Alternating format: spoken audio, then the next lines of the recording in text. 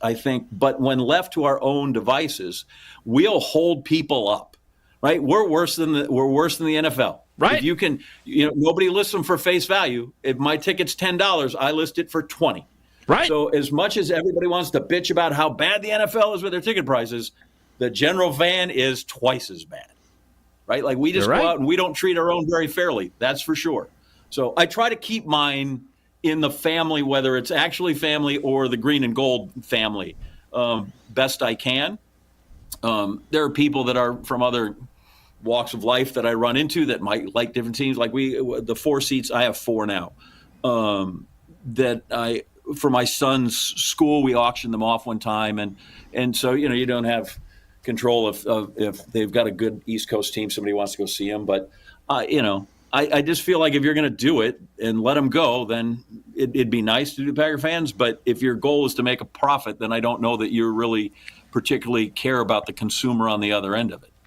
We will save the debate about being owned by the fans and always loving to talk about how you're community-based as an organization, but not necessarily acting that way, just talking that way, for another time that you're filling in, because that is another of my pet peeves that I mentioned from time to time. Would it kill you to give one day out of the year where you say, hey, it's shareholder appreciation day at the Packers Pro Shop, you get 25% off your total purchase? Would it kill you to do that for these folks that spent $250 for your piece of paper? Yeah. I'm getting off on a rant. I don't want to do that. All right, we need to get to power rankings. Jesse lives for the power rankings. We will have the power rankings with John Anderson of ESPN, our cousin sub of the day, next. It's Wilde and Tausch. Watch every ESPN man.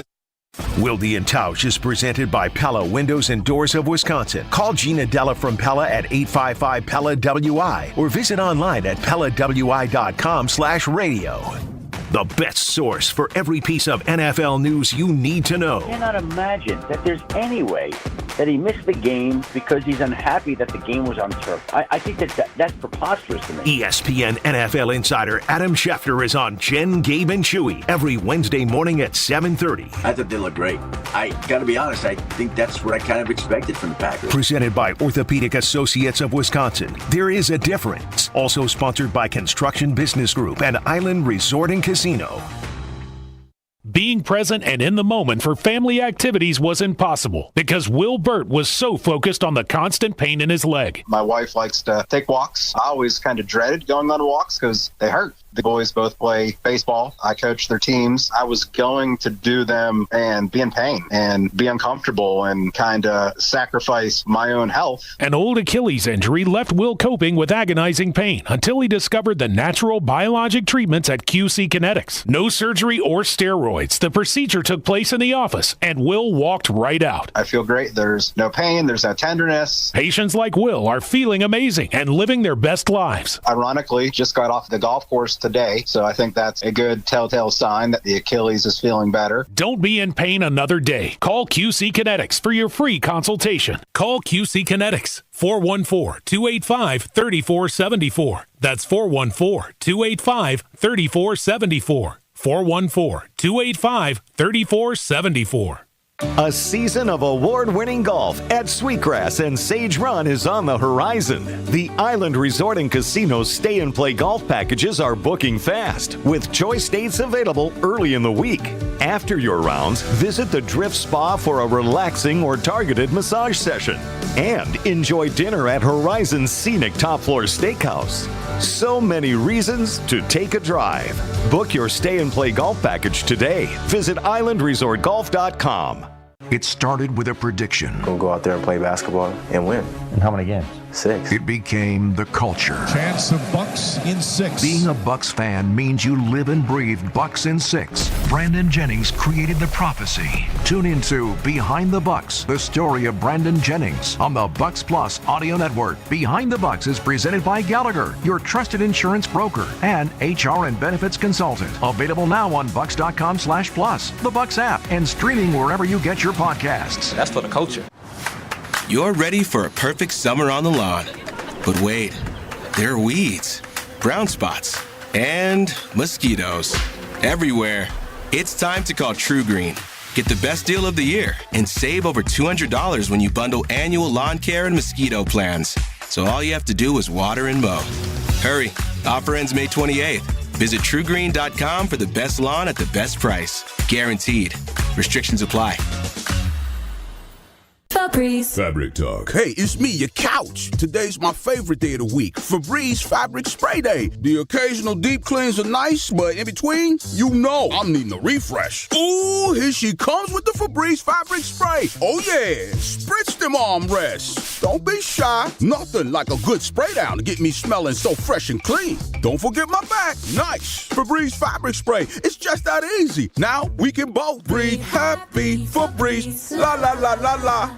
Steinhaffel's biggest Memorial Day sale ever is happening now. Your chance to save big on hundreds of closeouts and amazing bonus buys. Take an extra $100 off your furniture purchase of $19.99 or more. Spend $29.99 and get a free solo stove. Get all this and more for low monthly payments when you take advantage of Steinhaffel's 36-month 0% financing.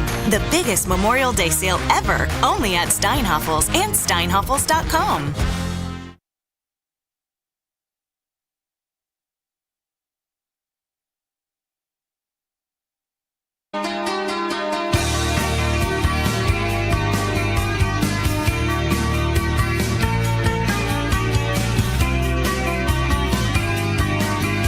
Continuing with John Anderson, proud green package ticket holder and ESPN SportsCenter anchor as our cousin sub of the day. So when they put together the NFL power rankings, does everybody in Bristol get the vote, or is that just like the Rob Domofskis of the world? Yeah, I have no idea. I've never ever once been consulted about these things. It's got to sting. No wonder you're quitting. That's a whole different side of the company. You know, the writers. Like, I guess the rest of us just get out and just start yakking. But yeah, I'm not. That's an exclusive group. I don't ever get to hang out with the Domofskis or the Wickershams of the world. I'm not. That's just not my area. Well, Day and Tosh. He comes on SportsCenter from time. Rob is on SportsCenter from time to time, right? You get to talk to him occasionally on television, don't you? Yeah, every once in a while they tap into him and they get there. Yeah, he's a handsome fella from his home studio where he also joins us once a week, except for apparently in the offseason when he's too good for us and he's taking the rest of the offseason off. Hey, Jesse, speaking of Rob, where do the Packers fall in the post-draft power rankings? Or did you want to play a little guessing game? I'll run through them for you. Okay.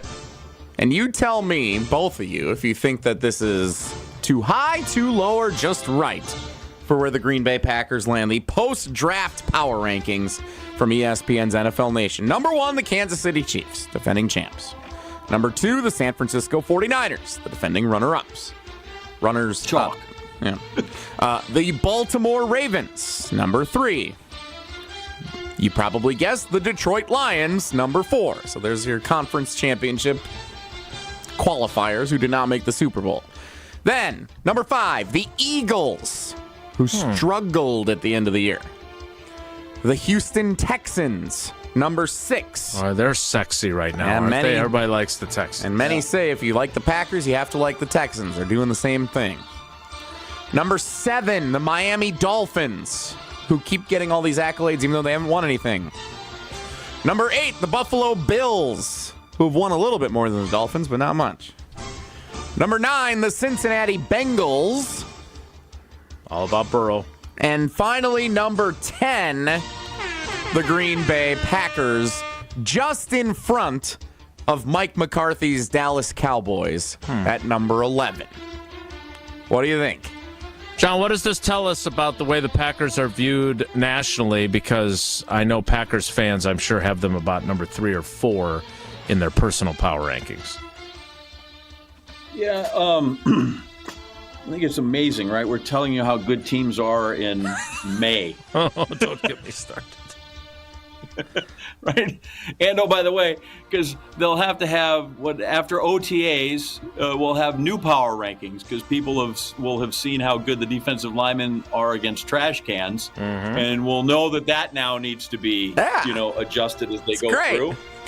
So, listen, I think 10 is maybe generous isn't the right word, but it's favorable. I mean, that seems to be for a team that won a playoff, that barely got into the playoffs, had some things fall right to get in, then, hammered the Cowboys, who have traditionally shown that the playoffs are not their best place, and then gave away a game against the 49ers late. I wouldn't complain too much. Top third of the league, that's probably about right. And to put them above some of those other teams, I think that Texans and Dolphins might be overvalued there a little bit. Agreed. But I don't know that the Packers are the sixth best team in the NFL right now. So I think it's interesting because let's not forget, and we all were down to varying degrees on Joe Barry, but they are starting over on defense, and that is going to be a process. They are starting over from a personnel standpoint at linebacker and at most of the defensive back positions. They're hoping that Jair Alexander is back to being Jair Alexander, but that is a key component of what this is going to look like, and that is a key area of this defense under Jeff Hafley, is that safety position. They're going to have two new starters there, so that is part of the equation. But I got no problem with 10. That puts them in the playoffs, which is what I think most of us that cover the team expect from them this year. I picked them to go 6-11 a year ago. I was wrong. I'm picking them to go 11-6 this year. And we'll see if that ends up being too high, too low, or just right, like the porridge with Goldilocks. All right, we need to get to the 11 o'clock hour with John Anderson, who will sit on the Steinhoffel's hot seat coming up. So maybe at some point Jesse will tell you what that is, but you'll have to wait. Until then, we want to remind you that we have our annual field trip out to the AmFam Championship right around the corner, and you can watch PGA Tour champions, including tournament host and defending champ Steve Stricker, at the American Family Insurance Championship when it returns to the University Ridge Golf Course Friday, June 7th through Sunday, June 9th. The tournament week includes an exciting concert featuring three-time Grammy Award-winning Train, who I like to brag I saw at a crappy old club in San Francisco before they hit it big. They're going to be at Breeze Stevens Field on Friday the 7th, so you can see that concert. Proceeds will support the Steve Stricker American Family Insurance Foundation and the American Family Children's Hospital. So get your tickets today at amfamchampionship.com. That's amfamchampionship.com. The 11 o'clock hour with John Anderson as our cousin sub of the day kicks off next in 2 minutes, so stick around. Don't go anywhere. Another hour of Wilde and Tausch, presented by Pella Windows and Doors of Wisconsin, is coming up next on ESPN Wisconsin, the ESPN app, and Wisconsin On Demand. Hi, Drew and Jonathan Scott here, reminding you that a lot of life's firsts are better with help from American Family Insurance. Like your first home expansion or your first big lightning strike. There's a first for everything. Get the right home policy at the right price with the right help from American Family's agents. Life's better when you're under American Family's roof. Insure carefully, dream fearlessly. Get a quote and find an agent at amfam.com. Products not available in every state. American Family Mutual Insurance Company SI and its operating company, 6000 American Parkway, Madison, Wisconsin. This is ESPN Wisconsin's Brad Nortman, getting you ready for summer with Carbless. Ready to drink vodka and tequila cocktails that are handcrafted right here in Wisconsin. Carbless is my go-to refreshing drink, whether it's hanging out inside watching TV or spending time on the patio grilling. Plus, it's perfect to take to the lake or to a brewer's tailgate. 0 carbs, 0 sugar, 0 gluten, and just 100 calories. Try flavors like pineapple, cranberry, and black cherry, or classic cocktail flavors like Paloma or my favorite, Margarita. Find Carbless online or in your local retailer. Less is more this summer with Carbless. Baseball, grilling, festivals, tan lines, and Saz's. Summer in Wisconsin is the finest, and Saz's Statehouse is the place to be. They've been a Milwaukee staple for almost 50 years, so they know a thing or two about summer fun. Enjoy handcrafted cocktails, festival-famous combo platters on Saz's outdoor patio, or cool off with your friends at their famous round bar. Saz's complimentary shuttles are ready to take you to games and concerts at AmFam Field. Get details at Saz's.com, located at 55th and State. See you at Saz's. Stay up to date on the Green and Gold all off season. The Green and Gold Fix podcast is brought to you by Potawatomi Casino Hotel. Luxury stay, elite play, unwind in sophisticated comfort. Win big, dine, and experience the events in Milwaukee. Every child deserves a safe, loving, and permanent home. Help the Dave Thomas Foundation for Adoption find families for children who've lingered in foster care the longest. Learn more at davethomasfoundation.org. Hey, this is Jen Latta. You're listening to 94.5 ESPN, WKTI, and WKTI HD Milwaukee. A locally owned Good Karma brand station.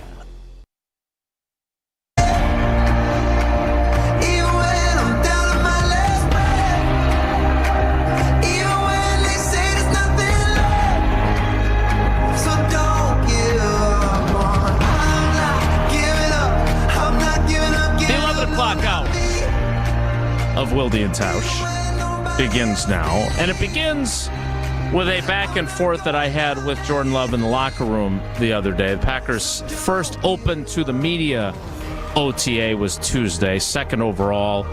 We will have another one that we'll get to attend on Wednesday. We were airing our grievances about tickets and this and that, and I will save everyone from, once again, me airing my grievances of not seeing all the OTA practices, because I like defensive linemen against trash cans.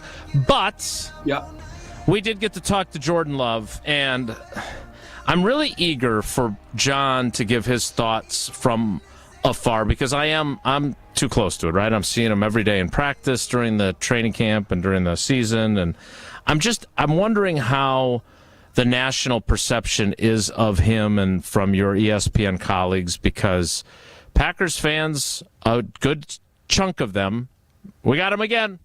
We got Favre, we got Rodgers, now we got Love. You saw what he did the last 10 games. He's going to win an MVP. He's going to win a Super Bowl, multiple Super Bowls. I'm not quite there yet, but I am encouraged by what I see. But I asked him about what he accomplished last year and building upon it when we talked to him after practice on Tuesday. Here is that exchange in the Packers locker room. Hey, Jordan, you were probably playing the position better than anybody at the end of last season. Mm-hmm. You're not the type to get complacent. But what are you expecting now that defenses have a year of 17 games or 19 games of film? They know maybe what some of your best strengths are, and maybe they're looking to poke holes. I mean, what's the challenge to make sure that you confirm what you did during the second half and keep elevating the game? Yeah, I feel like that's always a challenge in football. I mean, teams, they spend that whole offseason scouting. Obviously our coaching staff spends that whole time scouting other teams and looking at what they did, and that's what other teams are doing to us. So, going into this year, the team's going to have a better feel of what we do, what we did good, and that's their job to try and figure out how they're going to stop that. So, I think that's the fun part about the NFL is you're always getting everybody's best. You're always getting the best competition, and you yourself got to find ways to get better. And when teams do a good job at stopping a certain concept or things like that, you got to find new answers. So that's always the fun part of going back and forth, playing that chess game. But at the end of the day, we got a very good coaching staff that's going to put us in the best position, and we'll also be able to adjust to what defenses might be doing and taking away from us, and we'll learn on the fly. And I don't think you're a complacent person, but do you take a moment to at least appreciate what you did last year? Like when Devontae goes on Max Crosby's podcast, and he basically admits that he had some doubts about whether you were going to be good or not, and now he's looking at you going, he's really good. Like, what does that do for you? How do you feel when you see that? Yeah, that's awesome. Being able to hear, get some praise from Devontae, who's a guy I played with, and have a lot of respect for it is awesome. That's part of it. Not a lot of people knew what I was about. I hadn't played for 3 years, so just they got practice reps to be able to see, and that's not a lot to go off of. So, being able to go out there and put it on tape and kind of show everybody what I'm about and what this team's about is awesome. But like you said, there's no room to get complacent. You got to be able to go out there and do it again. And obviously there's a lot of goals that, we didn't reach last year and things we're striving to do this year. So there's a lot of, goals and expectations, things that we're focusing on this year that, there's really no room to get complacent. So, John, when you watch him as a Packers fan, but also someone who's in the epicenter and sports center of the sports media universe, what vibe do you get from your colleagues? What kind of feeling is there about him nationally? Because again, I thought when Davante Adams went on Max Crosby's podcast, and I did swear in my question there, so thanks for bleeping that out, Jesse. Davante did not think he was going to be good. It was one of the reasons why Davante was looking to leave when he didn't get the contract he wanted from the Packers. Was he had doubts which, by the way, so did Goody and LaFleur. Regardless of what he's done now, they had the same doubts. But when you look at him and what he did in the second half of last season, how do you view it, and how do your NFL expert colleagues in Bristol view him? So I think there is unbridled enthusiasm for him from my colleagues. But I think that is universal for most quarterbacks when they come in, because nobody wants to look like they missed. It's easier to go back and say, wow, that guy's better than I thought he was. It's easier to be on the front side of that than go back and say, gosh, I think this guy's going to be terrible, right? Like, that's just not the best way to go about it. And so then if he turns out to be great, you're like, look, we were right there the whole time. And then if he struggles, you go, well, that's such a volatile position to play, and you never know really when they get. So that's why Caleb Williams is a lock, right? Right after Josh Fields was a lock. I don't know. I will say this: I don't know that people thought Trubisky was a lock when he came through. But look at the Mac Jones could not be in a better position. New England's where you got to go. Cerebral quarterback and the best cerebral coach, and Nick Saban and Bill Belichick are great. This is going to be perfect. Every one of those guys that was drafted was in the perfect spot, right? And only one of them's even left in the spot. Right. So I think we err on the side of greatness because we want to be, if it's there, we want to be able to say we did it. And when I say we, I mean that kind of that NFL crew. I think Louis Riddick is one of the few guys that every once in a while go, and Orlovsky gets in trouble because every once in a while Orlovsky goes, I don't know if that guy can play, that he looks for. But early on, it's very, very much we're on the side. So I think that's where they are on Jordan Love. Like, let's buy this stock right now because we think it's going to go through the roof.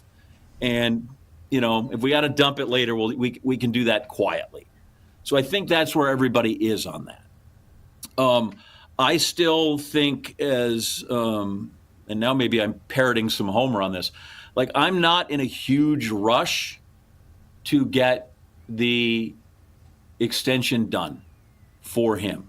I think you can do that without offending him and see a little more of his work. Maybe I'm wrong. I get the idea. Let's get it now and get some cost certainty into the position. Even if it's an exorbitant number, it's still some cost certainty in where you are. But I think he's really good. I've been fortunate enough to, for a long time, have known a guy named David Yost, who was his position coach, right, at Utah State. And he's really high on him. And he's like, here's the thing people miss. Like, he's a smart kid, and he learns quick, and he applies it really well. And then he said, and then the thing that he looks for, he said, this intangible thing, whenever we put him on the field when we were first getting to know him, he just made guys around him better. Like, he goes, I'm not sure how you quantify that or how you put your finger on what that is, because it's not a definitive, touchdown to interception ratio. It is not how far you push the field. He just, guys, for whatever reason, he'd go in the scout team like, wow, when did the scout team get better when he does that? So I think he's shown that he can be really good. I also think that given the interception on the play against San Francisco shows there's some things that are still there that are questions, and everybody's going to get their second crack at him, right? All that film, but I think he's smart enough, and I think Matt LaFleur is smart enough to work around that. Why there's still some growing things, right? I think the biggest mistake we can make is that somehow this is the finished product. And it only gets close to the finished product, right? I think he's 3 years from being the finished product. And that isn't because of any detriment to him or slow learning. Like, I just think it's like driving. It's like my driver's ed instructor, God bless Mr. Sunby, when you're 16, you got your license. He goes, now in 10 years, you'll really know how to drive. Like, I think it just takes 3 more years for him to see everything, if that makes sense. It does. And to have some of those and have a spot and fail, or have a spot and succeed and then succeed again when it comes through. So I think that's why, I think he's there and he's really good. But to forecast him to be what Favre was or to be what Aaron Rodgers was right now is a bit foolish and a little bit out over your ski tips when it comes through. But I do think he has all that potential. I think they have set him up for success. They've surrounded him with good people. They have drafted in ways to make him successful. Mm-hmm. So I think, well, that part's really good. I just think that it's the one thing that no one wants to hear is I think there just needs to be some time there. There needs to be some experience, and there needs to be more seasoning that you get. And that you just got to see. So, like, I'm happy to go in with him. I'm with you. They're going to be a better team. I like that somebody's got them in the top 10. I think they'll compete. I don't think there's a team on the board, especially as you saw last year with the big wins when they went against Kansas City and won, and the Lions and won. I don't think there's a single team that they'll ever have to be out of the game. But there's also going to probably be some times where you go, wow, that looked like he took a step or two back. Because in that regard, that's going to happen. So I don't know if that makes me a wet blanket on that or a wet sock. But makes you a realist, I think. You've seen enough football to know that that's just what happens, right? You know, you've seen it. You know. Well, and look at Brett of all people. Like, you want to talk about guys who took some steps back on occasion, right? Like Aaron was really, in that regard, right? Aaron was really spectacular. Yep. In that there was. Once he ascended, I mean, he was pretty much the same guy all the time. Agreed. And that's, got a little pissy at the end and maybe threw some balls away that we didn't like. But beyond that, but it is interesting what Devontae said, and I'd love to hear what if he could go back and do that. Like, because right now, that man's quarterback situation is not one that is going to send you to the Hall of Fame anytime soon. It's good saying his reputation is made. Because he's not with reputation makers there. So, and maybe that's the real kind of test I see with Love right now. And he's been really good at throwing to whoever's there. Hey, guy's open. He seems to be indiscriminate when it comes to who that guy is.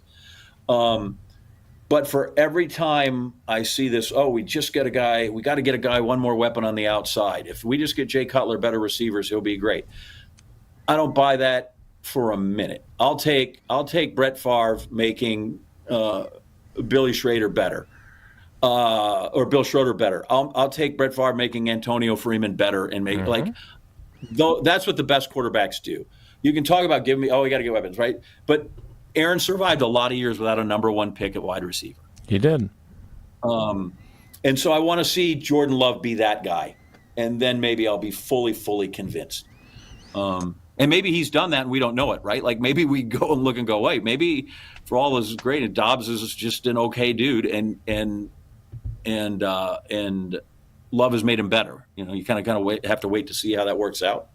But so I think he's really good, and I think he can be great. But boy, I think we're still a ways away from whatever that ceiling's going to be. I'm eager to see how he goes through, like a pitcher going through the batting order a second and third time. I am eager to see what defenses going against him do. That was why I asked him that question. At the same time, to your point, like the whole discourse of, I knew it all along. Like, Devontae's a great example. Like, first of all, I used Devontae in a subsequent conversation with Jordan Love because I still think Devontae Adams should have held in when he came to training camp in 2021 until the Packers paid him, because a lot of other people did it, and a lot of wide receivers are doing it now because he could have gotten what he deserved, and he didn't. He still played out a season at enormous risk without an extension and ended up putting up huge numbers and whatever, and it ended up the way it did. I do think it's instructive that he had his doubts, that LaFleur had his doubts, that Rodgers had his doubts, that Goody had their doubts, that they didn't know that he was going to become this. So he deserves credit, and my biggest pet peeve is if you act like this was all preordained, you take away how Jordan Love worked his ass off to improve. Because if you had been sitting in the Lambeau Field stands with me when each beat writer had their own section and we had masks on in 85-degree temperatures because it was the middle of COVID and we didn't know what we were dealing with, and the only way we could watch practice was inside Lambeau with all of our masks on, he was terrible. Like, he was not good. And the fact that he is what he is now leads me to believe that if he's going to continue improving at this growth rate, there's some special there potentially, but it's not there yet. And your point about the interception against the 49ers is the perfect one, because we had all kind of reached a point where we were looking at Jordan Love like, well, he doesn't make that kind of mistake. He's a first-year starter. That's exactly the kind of interception first-year starters often make. And the fact that he didn't make that for 9 games in a row during his hot streak tells you that he's got it, but he's still got a ways to go. And I'm eager to see where that goes, and I'm eager to chronicle that journey. I'm also eager to put John Anderson on the hot seat. So... apparently, am I understanding this correctly, Jesse? You didn't actually tell John we were doing this? No, he has no idea what the game is. Yeah. Okay. Sorry, would you John. say that is good producer work or not so good producer work? Depending on how it goes afterward, we could look back on it and say it's great producer work. So I'd like to reserve judgment until the game is concluded. Okay. So I am going to explain it now so people who are calling in understand what we're doing in case they missed it when we played earlier in the week. So we are giving away a Solo Stove Ranger, which it's like you can basically take your campfire wherever you want to go. That's how cool this thing is. It's a $250 value from Steinhafels. They're giving them away with qualifying purchases at Steinhafels during their Memorial Day sale, which I'll tell you a little bit about later. But basically what we're doing is, because Tausch is out, or has been out all week, except for tomorrow, again, we'll believe it when we see it. We are asking our cousin subs of the day a question about themselves. Now, whether or not some of the questions have truly been about the cousin sub of the day is open for debate. They've been maybe cousin sub of the day adjacent, but nevertheless, what we're doing is we're taking 2 callers. So today we will take caller 6 and caller 12. Caller 6 and caller 12, 844-770-3776, 844-770-3776. And what we're going to do, we're going to ask John a question. That is John Anderson, John Anderson, not any of the other John Andersons we've discovered, at least in some way related to him. You are then, if you are the first of our 2 callers, you are going to predict whether John will get the question right or wrong. So you make your prediction, the other contestant is stuck with the opposite, and then we find out if John gets the question right or not. If he does, and you said he would, you're entered into the drawing tomorrow for the Solo Stove Ranger. If he's wrong and you predicted he'd be right, then the other person is in the contest tomorrow. So that's how it works. Caller 6 and caller 12, 844-770-3776. John has no idea what we're going to ask him. So where this is going, Missouri Track and Field, Green Bay Southwest faculty, God only knows. Wow. God and Jesse are the only ones who know. So we will find out next. It's Wildy and Tausch. On air, online, and on demand. Get all your favorite ESPN Wisconsin content anywhere you get your podcast for free. The new Wisconsin On Demand. It's free, it's everywhere, and it's for you. Alex Strofe is Mr. Irrelevant. And they got a title, but I worry about what the future of this team is. Tune into ESPN Milwaukee on YouTube every Monday, Wednesday, and Friday at 12:30 for Mr. Irrelevant with Alex Strofe. I do not touch TikTok at work. I don't believe you at all. Look at my screen time if you want to. You can look at my screen time if you want to. I'd happily send it to you. Mr. Irrelevant with Alex Strofe every Monday, Wednesday, and Friday at 12:30 on ESPN Milwaukee on YouTube. Jeff Levering and wife Ashley love their patio door from Pella Windows and Doors of Wisconsin. It's so bright, it's so clear. I can see the kids outside playing, and it makes it comfortable for the life we live. I love the roll screen. The fact that the screen is on the inside and no drafts, it's a game changer. Right now, get 0% interest-free financing for up to 48 months when you order by May 31st. Set your free in-home consultation at PellaWI.com. Certain restrictions apply. That's 5/31/2024. Spring is here, and your Milwaukee and Chicago area IKEA stores are rolling the savings outdoors for the annual sidewalk sale. Visit IKEA Oak Creek, Bolingbrook, and Schaumburg from May 10th to the 27th for a wide variety of furniture and home furnishings at big discount. New products will be added throughout the sale, and don't miss IKEA's Sidewalk Sale Super Saturdays, May 11th, 18th, and 25th, where the first 200 IKEA family members receive a $25 gift card. Not an IKEA family member yet? Visit IKEA.com/US to sign up today. The only thing that tops our selection is your savings discount liquor. Take me out to the ball game, roll out the barrel, and get up, get out of here, gone. There's nothing like Milwaukee baseball. And Discount Liquor is here to help you turn your tailgate or game viewing experience into a grand slam. Hi, this is Marie from Discount Liquor, where since 1960, we've been your one-stop shop for everything alcohol-related. This baseball season, make plans to stop by Discount Liquor, because when the division rivals from Chicago visit, the more booze, the better. With a selection of over 15,000 varieties of beer, wine, liquor, and mixers, all at the lowest prices in town, Discount Liquor has got you covered. We are your one-stop shop this baseball season. Discount Liquor, 2 locations. In Milwaukee on 51st in Oklahoma, and in downtown Waukesha on Barstow in Maine. Discount Liquor. QC Kinetics provided amazing pain relief for a former professional baseball player, and you have access to the same life-changing treatments as retired pitcher Jose Alvarez. I put a lot of stress and strain and work on my right arm, but my right elbow took most of the damage with 3 surgeries. Arthritis developed and the pain was unbearable. It wasn't just pain when I was trying to play sports. It was anytime I was moving the right elbow. It was pretty excruciating at times. That's when Jose discovered QC Kinetics and their regenerative treatments that help the body heal itself, restoring damaged tissue and providing relief with no surgery or downtime. Jose's message to the medical professionals at QC Kinetics? My elbow is feeling outstanding. Where were you 10 years ago, for crying out loud? QC Kinetics is right here. Call for your complimentary consultation. Call QC Kinetics, 414-285-3474. That's 414-285-3474. 414-285-3474. Finally, warmer weather, green grass, birds chirping. Don't spend your weekend surrounded by all that junk. Get your free, no obligation, same-day estimate from 2 Men and a Junk Truck. You'll restore your sanity and reclaim your space when 2 Men and a Junk Truck pulls in your driveway. Visit 2menandajuncktruck.com for your free, no obligation estimate today. Keep what you love, ditch what you don't.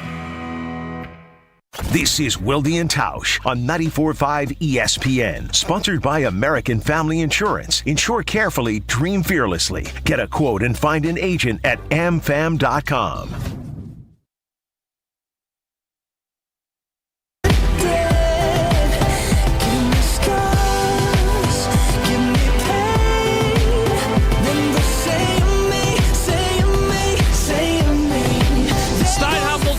Memorial Day sale ever is happening now, and it's your chance to save big on hundreds of closeouts and amazing bonus buys.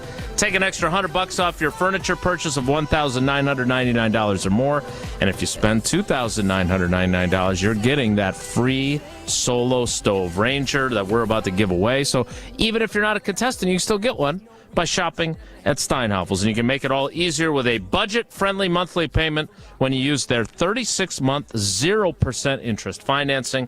The biggest Memorial Day sale ever at Steinhafels and steinhafels.com right now. All right, let's welcome in our contestants for the hot seat.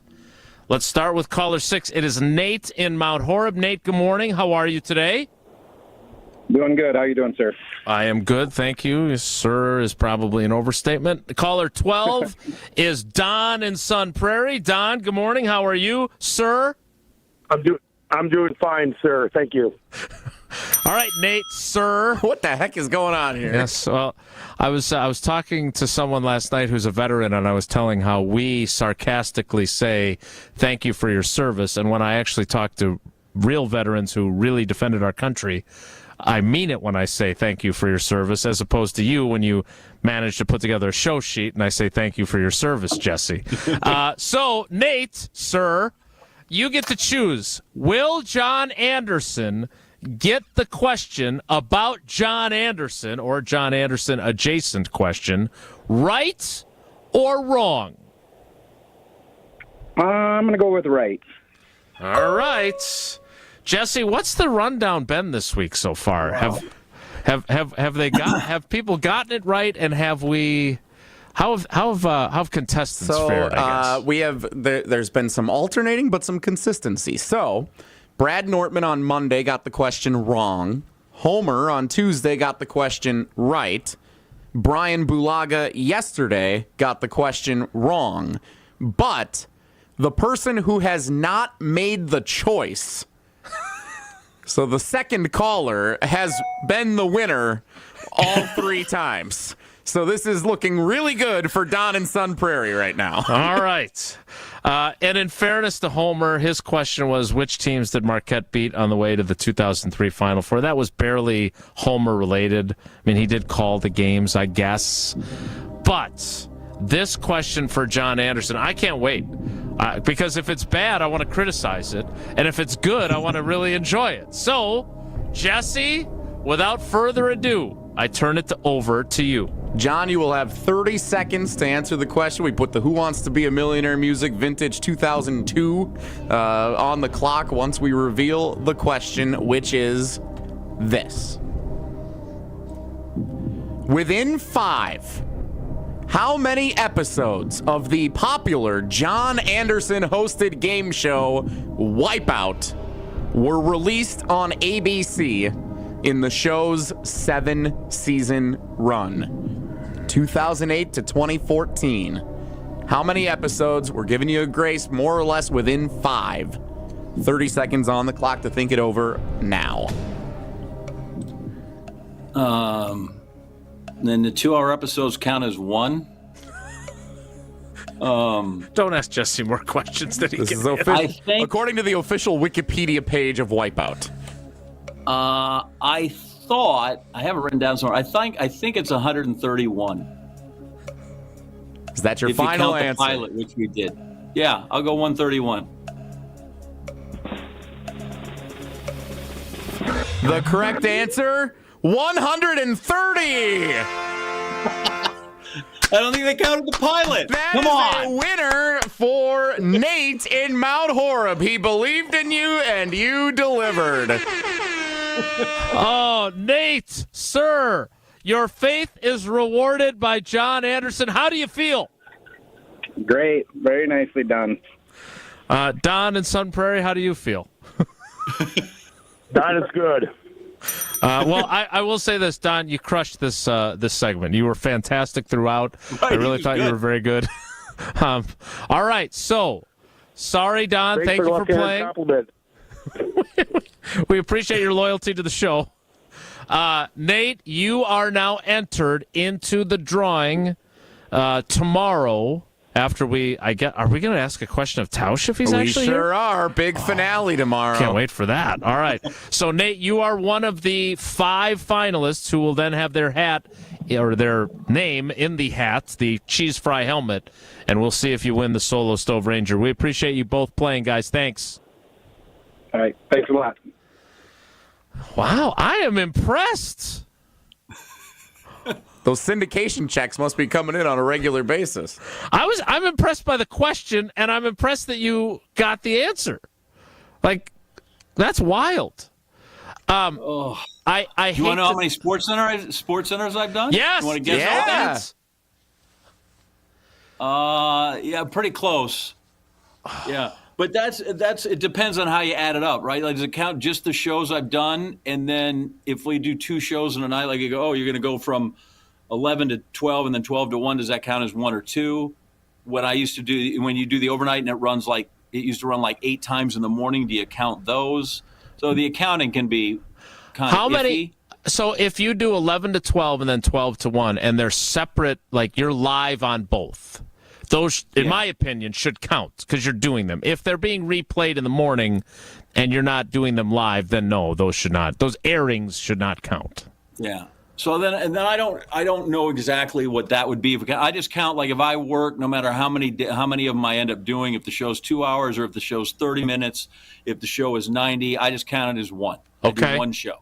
And so that's right. It's almost 4,500. I was going to guess 5,000. Wow. So within 500, I would have been right. Yeah. But that's like 44. That's close. I'm going to show up just a little shy of 4,500. I got 9 left. Not that I'm counting the days. And you already announced the final episode. again, for those that want to mark their calendars. Yeah, I don't know that it's any grand announcement. I just know my schedule says you're done on the 28th. Friday the 28th, if you want to see John Anderson's final Sports Center before he becomes a regular contributor to Wilde and Tausch, which is part of my plan, although not replacing me as he started the show with. That would be great. But I do want to ask about your other show because, A, I wanted to ask about this all show long, and B, quite frankly, I want to eat up some of Jesse's airtime. Perfect. Wipeout. The girls and I mean, the girls were at an age when it was at its zenith in like 12, 13, 14, where it was really funny for people to fall and hit their faces on big giant rubber balls and stuff like that. What was that experience like, and how much did you enjoy doing? Because it is, while it's kind of play-by-play, it's definitely different than giving Sports Center updates. Yeah, it's completely different. I always said, like, I had the thing it has in common with Sports Center I do all the time was it was an hour long and it was in color. And maybe that I had a speaking part. That was the only thing that is, like we did the show last night, and if you do it and it's good, then it's done. And you do this show and they go, you do a take a wipeout, and they go, that was perfect. Now on this one, let's try this. And I'm like, okay, well, I don't know that we agree on the word perfect. Because if it was perfect, I don't understand why we would be doing this again. Why we need a second take. So it was an unbelievably great show. I so dumb lucked falling into it, and then to work with John Henson, who is super funny. Like you get an appreciation for people who are truly funny. Uh-huh. Like I think I can say something funny once in a while. Yep. Any of us, if somebody slips on a banana peel, we can say something. But like you give John Henson just here's a banana, and he can write 10 jokes about it. Like comedians are just I don't know if you've ever interacted with them, but it's unbelievable kind of thing, right? What they can do, it's amazing. The travel was kind of hell. ESPN was nice enough to let me do it because it was on ABC, but I had to do it on my off time. So like I would get done with a show at 2:00. I'd come home. I'd shower. I'd get home by 2:30. I'd shower, and 3:30 or 4 o'clock, a car would come and take me to the airport. I'd fly to LA. I'd get there at 11, and by 1 o'clock, we'd start taping. Wow. And then we'd tape, and we'd do a couple of days of that, and then they'd take a red eye back on like Sunday night so I could be ready for the show on Monday. So that part of it was a bit a lot. But the show was incredibly fun. I got paid handsomely, which was great. And then I got to once tell Paul Azinger, the great golfer, and he said, now, have you run the course?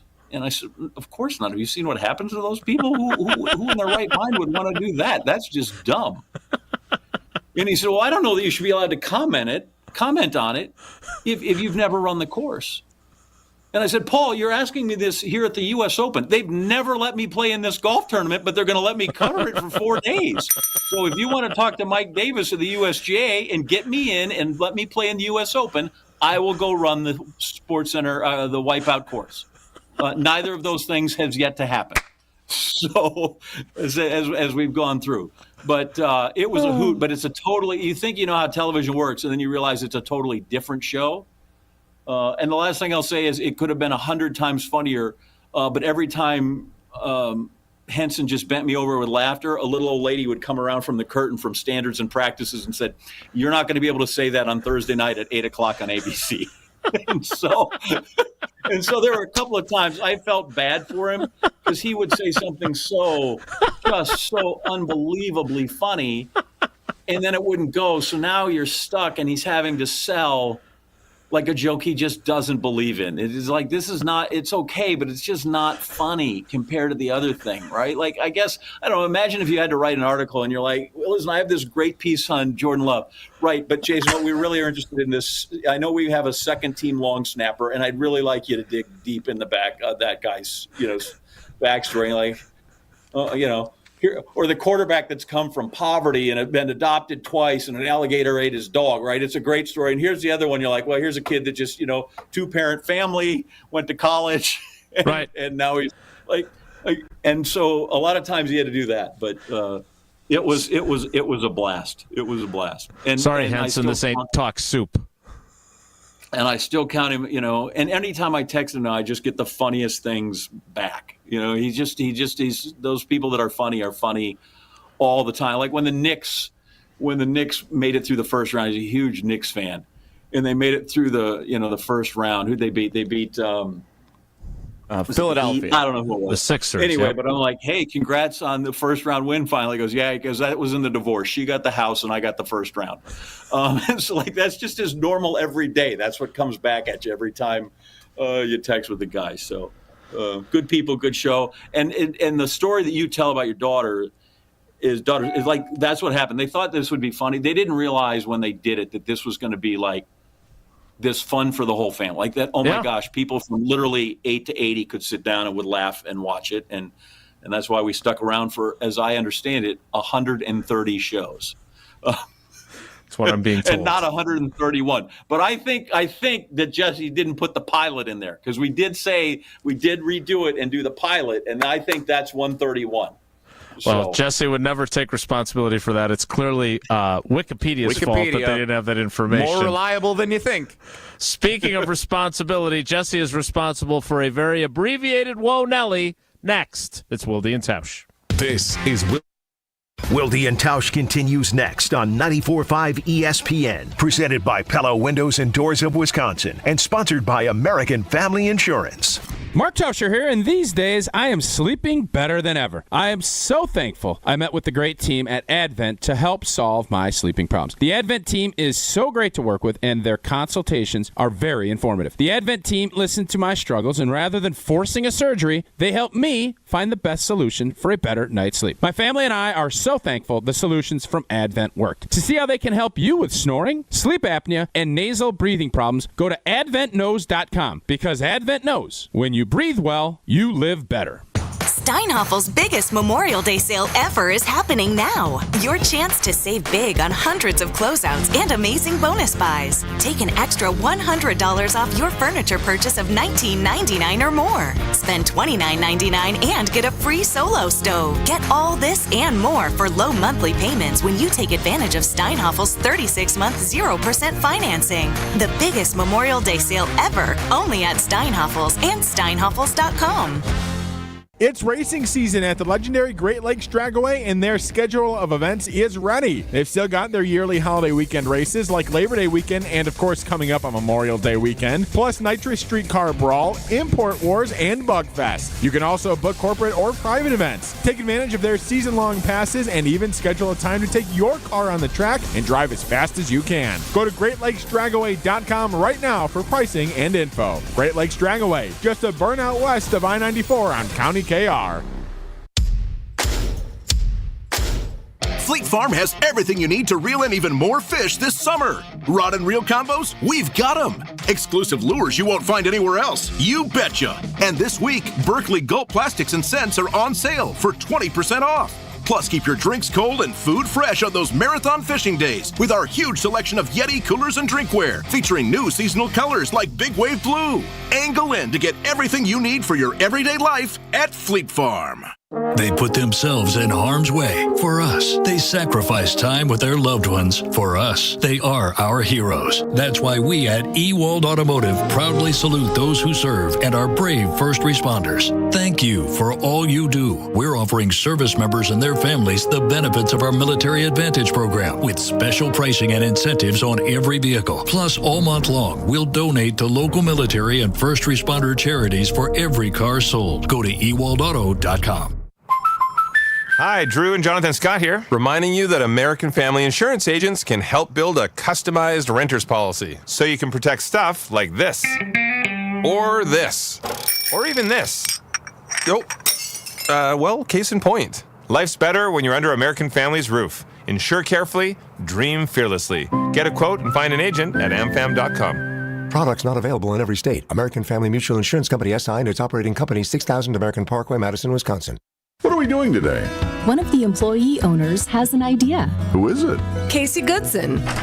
Well, hi, you must be Casey Goodson. That's me. Casey has been with Kessler's for 22 years and became an owner 12 years ago. We're excited to hear your idea, Casey. I call it the One Collection. But we've had special collections in the past. What are you saying? Casey, I think Rick is saying that this can't be the one collection because we've offered special collections in the past. I'm not saying it's the first collection. It's a special collection of engagement rings for the woman that you know is the one. The one for you. you, the one forever. What's in it? Incredibly special rings for incredibly special women. How much? Most of them are between $725 and $2,800. I like it. I like it. Me too. When you have found the one, you'll find her ring waiting patiently for you to come and pick it up at Kessler's. For the location of the Kesslers nearest you, visit KesslersDiamonds.com. You're listening to Wilde and Tausch on 94.5 ESPN. Missed any of the show? Find us on Wisconsin On Demand wherever you get your podcasts. It's free, it's everywhere, and it's for you.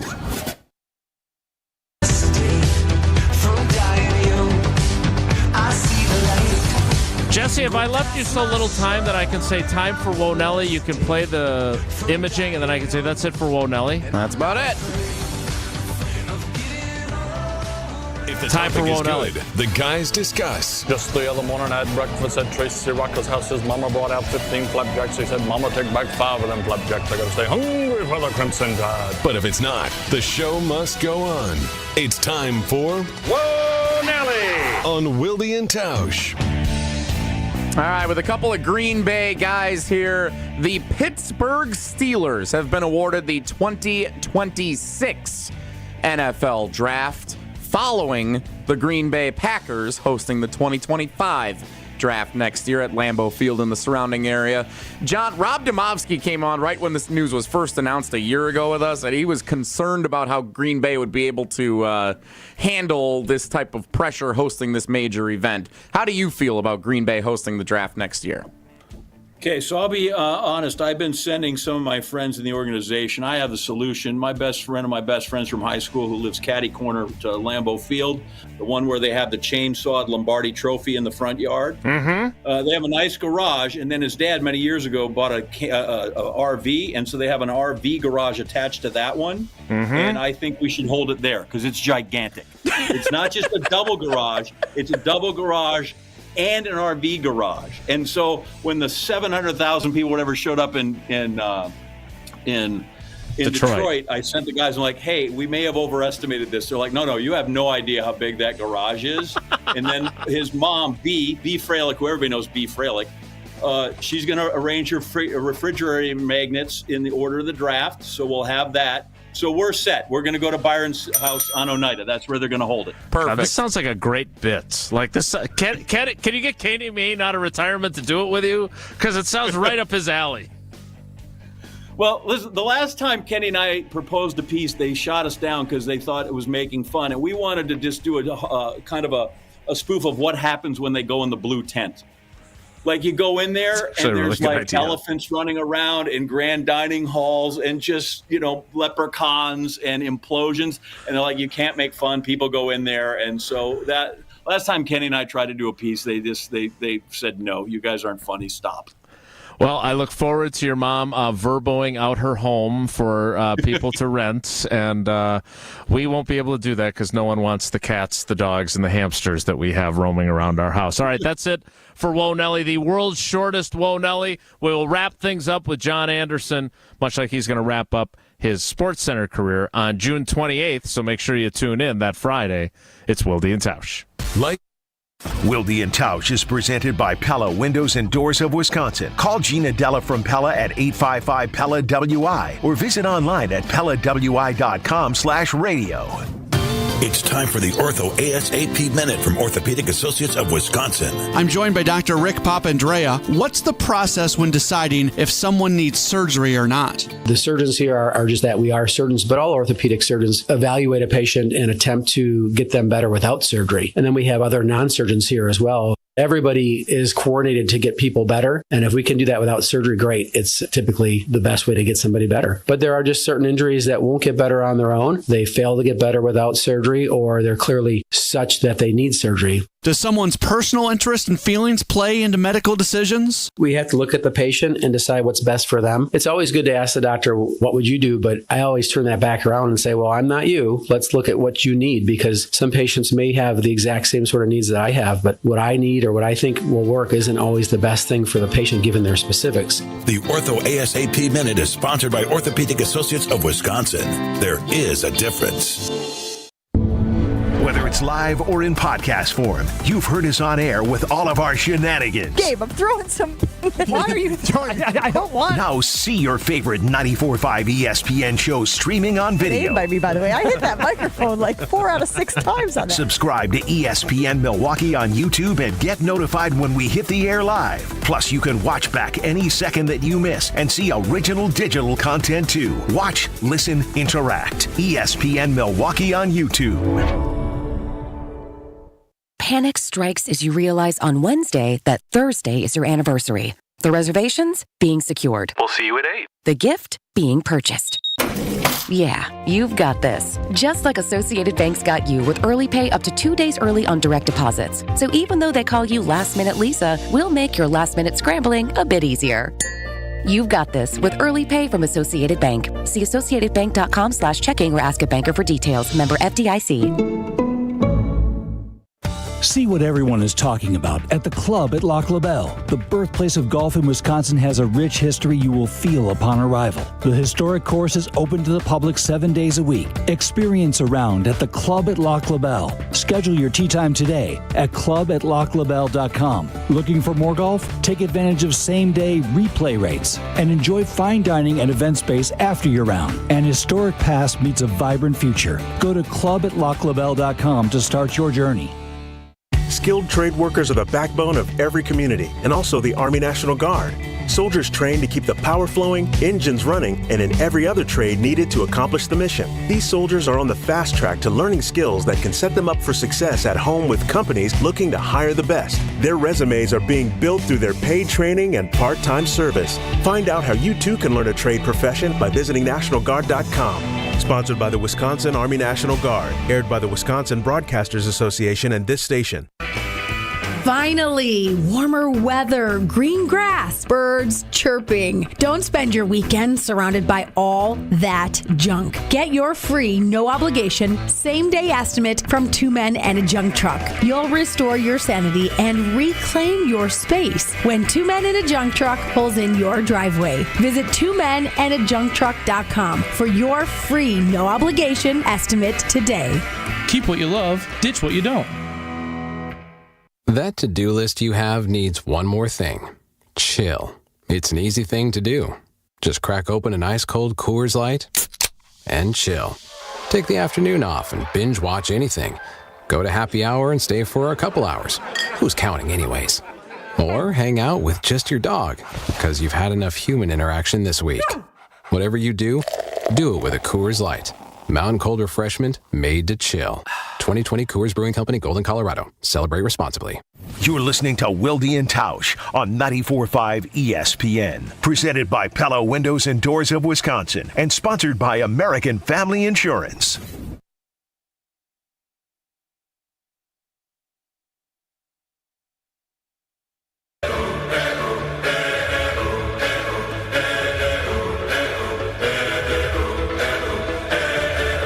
Based on minorleaguebaseball.com, the John Anderson bobblehead was given out on August 3rd, 2008 at the Timber Rattlers game, and the Geriatric Jazz Band also performed outside the front gates that day. Big with the 82-year-old. So I should have really bet at that game given my target demo.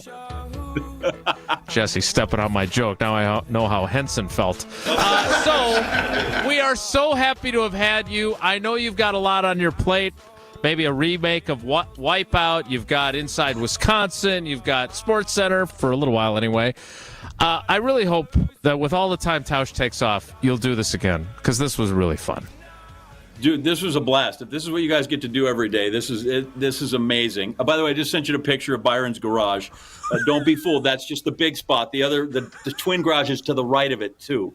So it's there, and we're ready to go. But no, this is a ball, and I feel bad that I stepped on Wonelli. Maybe I've talked too much. So next time I'll know my place, and I won't steal. We're all better for it.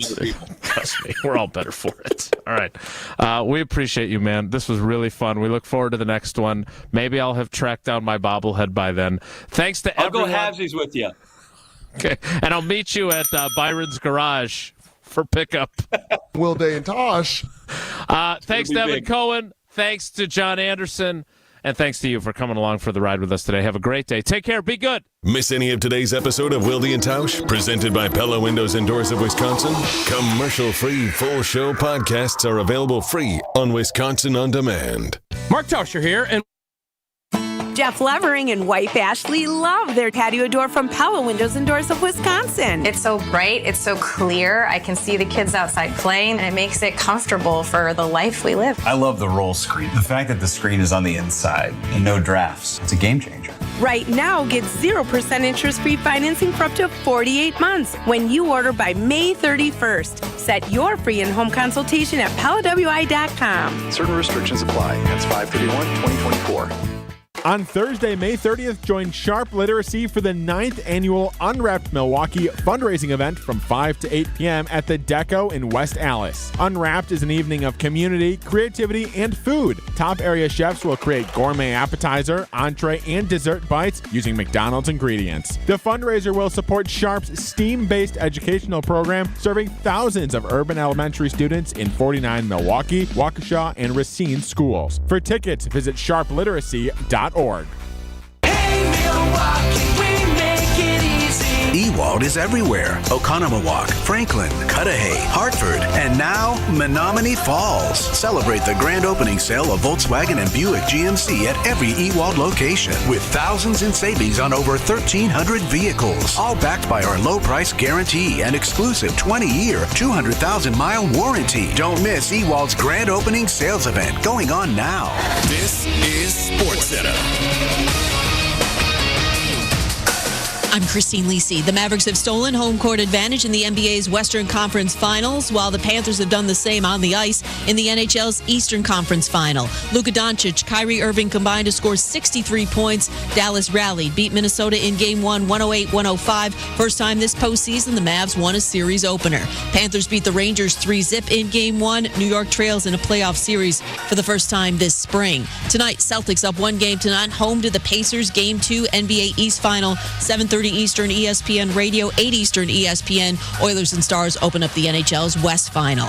Official announcement made today. Toronto's been awarded the WNBA's first franchise outside of the United States. Begins play in 2026. Will play in Toronto, but will also play some games in Vancouver and Montreal.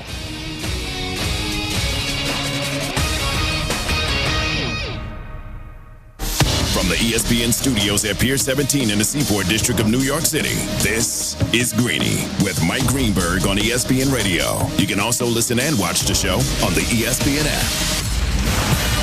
Back and better than ever, Greeny presented by Progressive Insurance. Oh, what a moment we had in the basketball world. Great game one in the East, great game one in the West. Dynamic duo, Stan Van Gundy helping us out. I'm back, let's go. Here we go! Only one place to start. Irving's got it, and the game is over. Dallas wins game one in the Twin Cities, 108-105, as the Mavs win game one on the road. Game one is a fail-out game, so in the fourth quarter, I felt like we got timely stops, and we did the right things. We did the little things. Tell you what, this has been a postseason defined by blowouts so much of the way through rounds 1 and 2. All of a sudden, we have an absolute classic in game 1 in the East. And then last night, we have a game where neither team at any point led by double digits. Hembo, this literally just jumped into my head. Hembo's here. Hashtag Cam, hashtag Bubba. Whole hashtag crew is ready to go as we dodge the weather here down in New York City. How many postseason games this year has there not been a double-digit lead at any point? I think it would be an interesting question to know. What I do, so just to give you a sense, you, or in this case, Pineapple Jacques, most days, bring me the box score with my shot sheets in the morning. And this goes back to my days when I used to cover the Bulls. I always try and circle 3 numbers. I just pick out 3 numbers and say to myself, these are the most interesting things that the box score tells us. And the first thing that jumped out to me today was the biggest lead that either side had was 9, and the other side was 6? It was 8. Was 8, so that the game never went to double digits. And it literally just entered my mind as I'm saying this to you. I don't feel like we've had too many playoff games this year where that has been the case. We've not. I'd have to look that up. I do a very similar exercise with the box score. I circle more than 3 things because I'm me, of course. And the most important number from last night is 62. The Mavericks scored 62 points in the paint. against the number one defense in the NBA, with the defensive player of the year occupying the paint for much of that time. And it all started with Kyrie Irving, who in the first half of that game demonstrated that he's a Hall of Fame player, demonstrated that he is the perfect running mate for Luka Doncic, and demonstrated that he is experiencing a career renaissance that we have rarely seen for a player like him. Right, he is the story. I agree with you. Luka doesn't come as any surprise. Kyrie is going, well, I shouldn't say, I don't know what he's going to be, because his career, the final chapters of it have not been written. And he's writing them right now. He's writing a fascinating one. He's writing the kind of chapter that can absolutely change the narrative of an entire book. He came into the league, first of all, comes out of Duke. He might be the most entertaining to watch player in the entire NBA. I've been watching the game for 50 years. He has the best handle of any player I've ever seen. He has, who is considered to have had the best handles of all time? I think I would take Kyrie's handles against absolutely anyone's. Nash, Kidd, Stockton, Steph, all of them. That kind of thing. I would put him. Iverson. Iverson might be the only one. It's him or Iverson. And generally speaking, it's always going to be guys that size, because you're going to have that kind of quickness, and no one's going to get down where they are. One way or another, his ability to finish with both hands, his ability to finish in the paint amongst the trees, even though he's probably 6'1", all that stuff, clutch, all that stuff. And he showed it to you when he got LeBron in Cleveland. And then what a long, strange journey it has been. I mean, to quote Robert Frost, he really took the road less traveled. Right? Boston, disaster. Brooklyn, epic disaster of unimaginable proportion in so many ways. On the court being the least of them. And I think when he got to Dallas, I think there was a large part of the basketball world, maybe not the inside the basketball world, but those of us who were just sort of on the periphery of the basketball world, who said he's going to finish his career now in sort of obscurity. He's just going to be, remember when he was really relevant? He doesn't seem that relevant anymore. I admit it. That's what I expected. And boy, has he turned that around, and I give him all the credit for it first and foremost, because in order for him and Luka to be working as well as they are, that requires enormous buy-in from the two of them. And gather around, I'm going to tell you a story. So in my childhood, I would hear all the time about Walt Frazier and Earl Monroe. So Frazier was the point guard on the Knicks and one of the best in the league. Monroe was the point guard on the Bullets and one of the best in the league. They were arch rivals. And they basically did the same thing.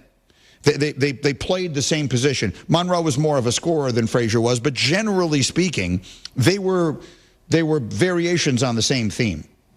And the Knicks won their first championship in 1970 with Dick Barnett in the backcourt alongside Frazier. In comes Monroe, and all of the pundits said they can't play together. They'll never be able to play together. There's no way their styles will complement each other. There's no way, because they both do the same thing and they both need the ball in their hands. And they have, I think, forever been held up amongst at least us older fans of the best example of two guys who are willing to sacrifice some of their own greatness for the betterment of the team. I'll give up a little bit of what I usually do. You give up a little bit of what you usually do. What we wind up combining for will be greater than the sum of even our parts, and the team will result in better success. And, of course, it worked. They won the championship in 1973. There have been, I'm just thinking of ridiculous, Alex Rodriguez going to the Yankees and moving to third base instead of playing shortstop, where he would have otherwise gone down as the greatest shortstop in the history of the game, and it wouldn't have been close. Alex Rodriguez would right now be, his destiny was to be the greatest shortstop ever, and there would be no debate about it. And instead, he willingly moved over to third, and they won a World Series, the only one he won in his life. So that worked out as well. We saw LeBron and Dwayne Wade and Chris Bosh doing a little bit of that. See, there are examples of it working. There are far more examples of it not working, right? There are an endless array of examples of guys coming together, people in sports coming together, even not in sports. Just imagine any other scenario where this happens, where two people who are going to clearly have to be a little less of themselves for the greater good come together and it doesn't work. So I give them both credit, and I give their coach credit for how well it's working. I'll give you an example of it not working. The Mavericks last year. Kyrie was traded to the Mavericks last year, and they got worse, a lot worse. So for much of the discussion as a result was there has to be a way for Kyrie to force his way to the Lakers to play with LeBron. Like, that was what everyone was talking about for the longest time. This team is 3 wins away from the NBA Finals, primarily because they bought in. Luka Doncic is not an easy player to play with. He's just not. He's brilliant, but he's not easy to play with. And Kyrie Irving spent like 5 years trying to find the right basketball fit for him once he left LeBron. He finally did. For the first time since 2017, he's in the conference finals. They hate him in Boston. They hate him in Brooklyn. He's finally found his footing in Dallas, and I think he and Luka Doncic, despite the fact that they have a lot of skill overlap, are kind of the ideal basketball pairing. Well, I mean, right now, they look awfully good. Now, the only thing I do not want to do is overreact to that result last night, and here's why. The Timberwolves just won the biggest game in their franchise's history 3 nights ago, on the road, in that environment, in the altitude, coming from 20 down. You don't need me to tell you all the other things they did. This was going to be at least a little bit of a letdown game for them, no matter what. You might think to yourself, what are you talking about? You're in the Western Conference Finals. Both psychologically and physically, I think last night was going to be the hardest win they were going to get in this series. Now, I'm not telling you Dallas can't win. I'm not telling you they won't win. I'm telling you I'm not that surprised that they won last night. Buy it or don't buy it? I don't buy it. I don't buy it because of the way Minnesota started. Minnesota was leading this game at halftime. They completely outplayed Dallas in the first half of that game, and then it was taken from them. I would understand that logic trail of yours if Minnesota had started slowly, had looked sluggish off the jump. In reality, Minnesota played a good first half, aside from Kyrie Irving scoring 24 points. He's the one guy they couldn't figure it out. They couldn't figure out. He kept it pretty close. But then Dallas outplayed them in the second half in their own building. That's why I don't think it was as much emotional as it was a X's and O's preparedness. That's what I think. Not emotional as much as part of it is physical. Just human nature. A, there's human nature. B, there's Anthony Edwards settling for threes all night long. What was that about? Shooting 6 out of 16 for the game last night. Mike Conley shooting 2 out of 7. Karl Anthony Towns shooting 6 out of 20. I think that they didn't have their legs under them last night, and part of that is just being tired. Like this is a group that has not been there. Karl Anthony Towns isn't young, but he's never been there. Even Rudy Gobert's been around forever. He hasn't made deep playoff runs. And Anthony Edwards is 22 years old. So I'm not that surprised that last night happened. My gut feeling was that Minnesota was going to win the series before it started, and I still expect them to do it. Oh, so yesterday does not edit your opinion on the outcome here? It does a little. Like, I will admit I waver, but if you told me right now I had to bet one side of that series or the other, I would take Minnesota. Okay, I'm surprised by that. I thought the Mavs were going to win in 6 before this thing started, so I'm definitely not going to change my opinion. This Mavericks team is, I think, a lot better than most of us realized. Over the last 20 games of the regular season, they had the #1 defense in the whole league. If you've got, let's even say, a top 5 defense with 2 first-ballot Hall of Famers because of their offense on the floor simultaneously, in what world are you not going to be at least a should-be type favorite in almost every series that you play? That's where Dallas is right now. We'll see where it goes. Greeny presented by Progressive Insurance, and now a list of things from Progressive Insurance. Home, auto, boat, motorcycle, RV, ATV. Progressive protects them all. Learn more about bundling at Progressive.com. I'm sorry, what? What? I'm sorry, what? I'm sorry, what? I'm sorry, what? Stan Van Gundy, I could kiss you on the lips. This is my theory. They're doing the game last night on TNT. Reggie and Stan sitting there, sort of, they're going back and forth. They're talking. They're very good. And Stan said to himself, I feel like Greeny and Stephen A need something to talk about tomorrow morning. So why don't I go on the air tonight and say this? Dallas, they have 2 guys that are pretty electrifying as well. Yeah, and Minnesota's top-rated defense is going to be challenged trying to slow them down. Arguably the best offensive backcourt in the history of the NBA in Luka Doncic and Kyrie Irving. Did you say history? In the history of the NBA. So even Reggie was like, wow, that's quite a statement you're making there. And again, Stan was just like, look, I love Greeny and Stephen A so much.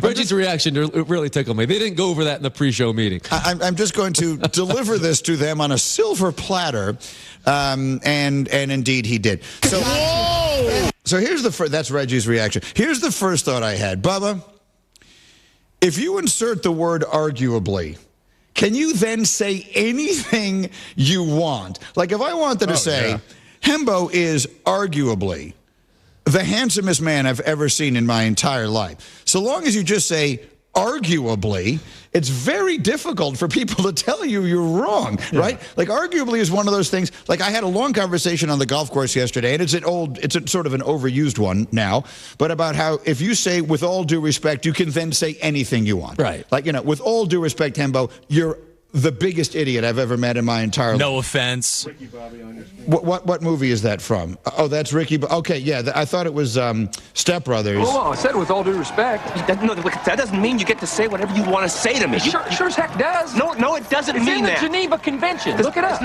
That's really good. Great job by Bubba having that ready for us there. But anyway, I think arguably kind of falls in that category as well. You completely make yourself immune from any criticism of your take, because you could just say, well, I said arguably. So if I said, well, how about Steph and Clay? They just broke every record. They just won 4 championships. Well, I said arguably. How about Earl Monroe? Arguably. Isaiah Thomas and Joe Dumars?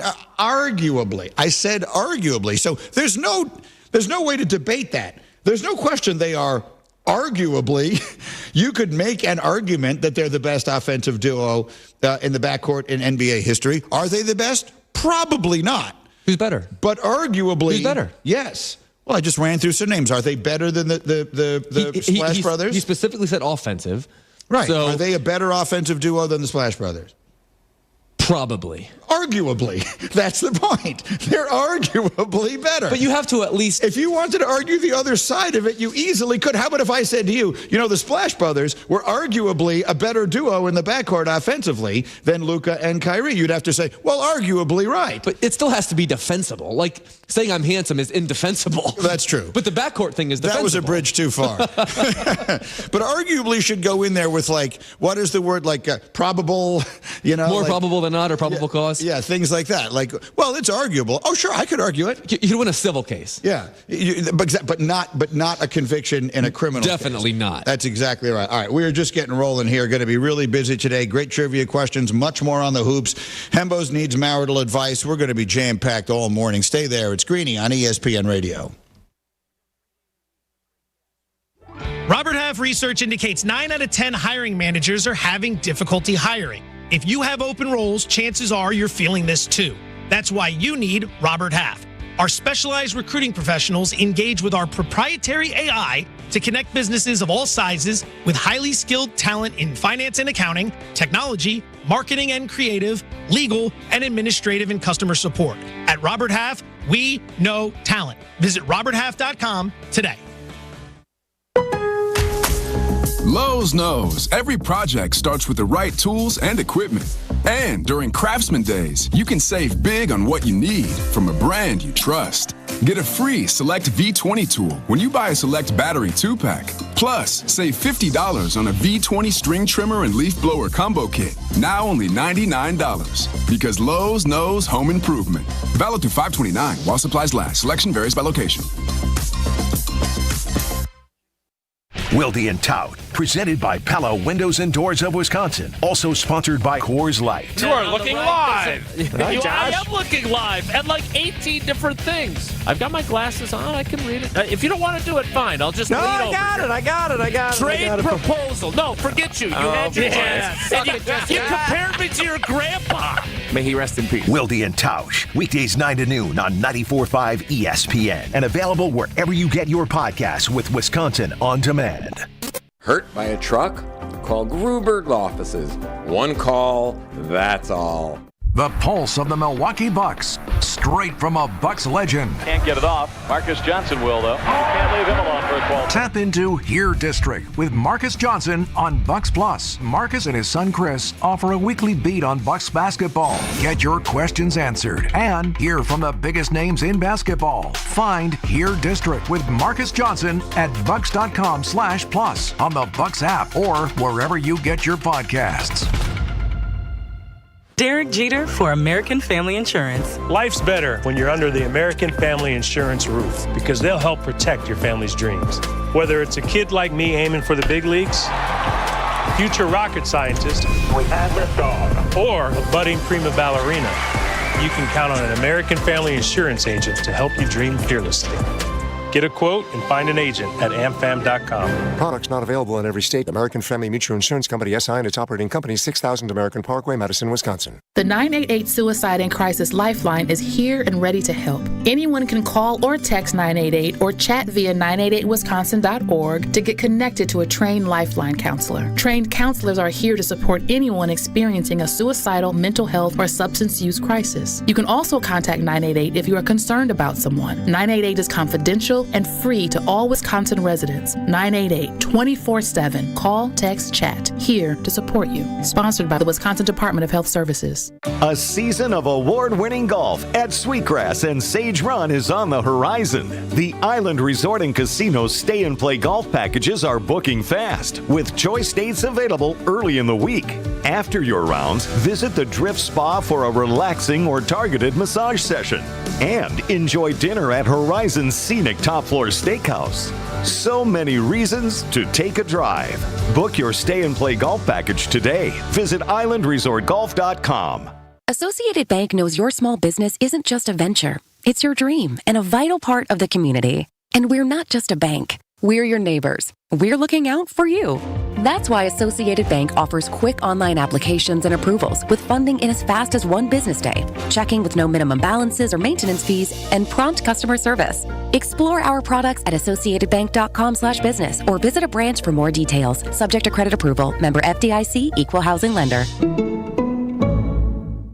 True Chicago-style pizza is thin, crispy, and cut into squares. And thanks to Connie's Frozen Pizza, you can enjoy a true slice of the city. You'll enjoy it so much you won't even mind where it comes from. Connie's Frozen Pizzas are made from the same cornmeal crust Connie's has been serving for over 60 years. They're perfectly cheesy, perfectly saucy, and they're exactly what you crave. Get to know the true Chicago style with Connie's Frozen Pizza. Born in Chicago, loved by cheeseheads. Available in a freezer aisle near you.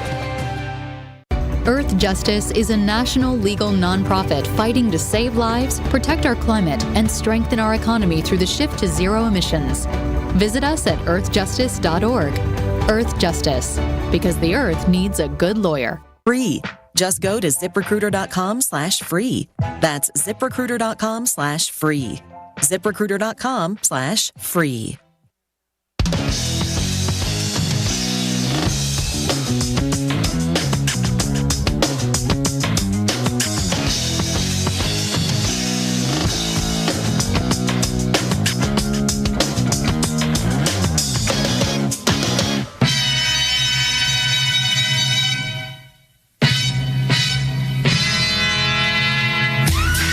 Greeny with you on ESPN Radio, presented by Progressive Insurance. Jumping around amidst the NBA playoffs. Hot takes from Stan Van Gundy on TNT. I love it. Lots of fun to be had today. 30 seconds now from AutoZone. Get in the zone with AutoZone. Taking on some work this weekend, AutoZone has got you covered with the Memorial Day sale. They have deals to start your summer right this weekend only. Need an oil change? AutoZone has specials on conventional, full synthetic, and high mileage motor oil with an oil filter included. Car washing time?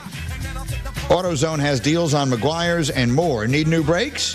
Save 15% when you get pads and rotors together. It's the AutoZone Memorial Day sale this weekend only. Get in the zone with AutoZone. Cam, is it cheesy for me to say I like it when they play this song at sporting events and everyone jumps up and down?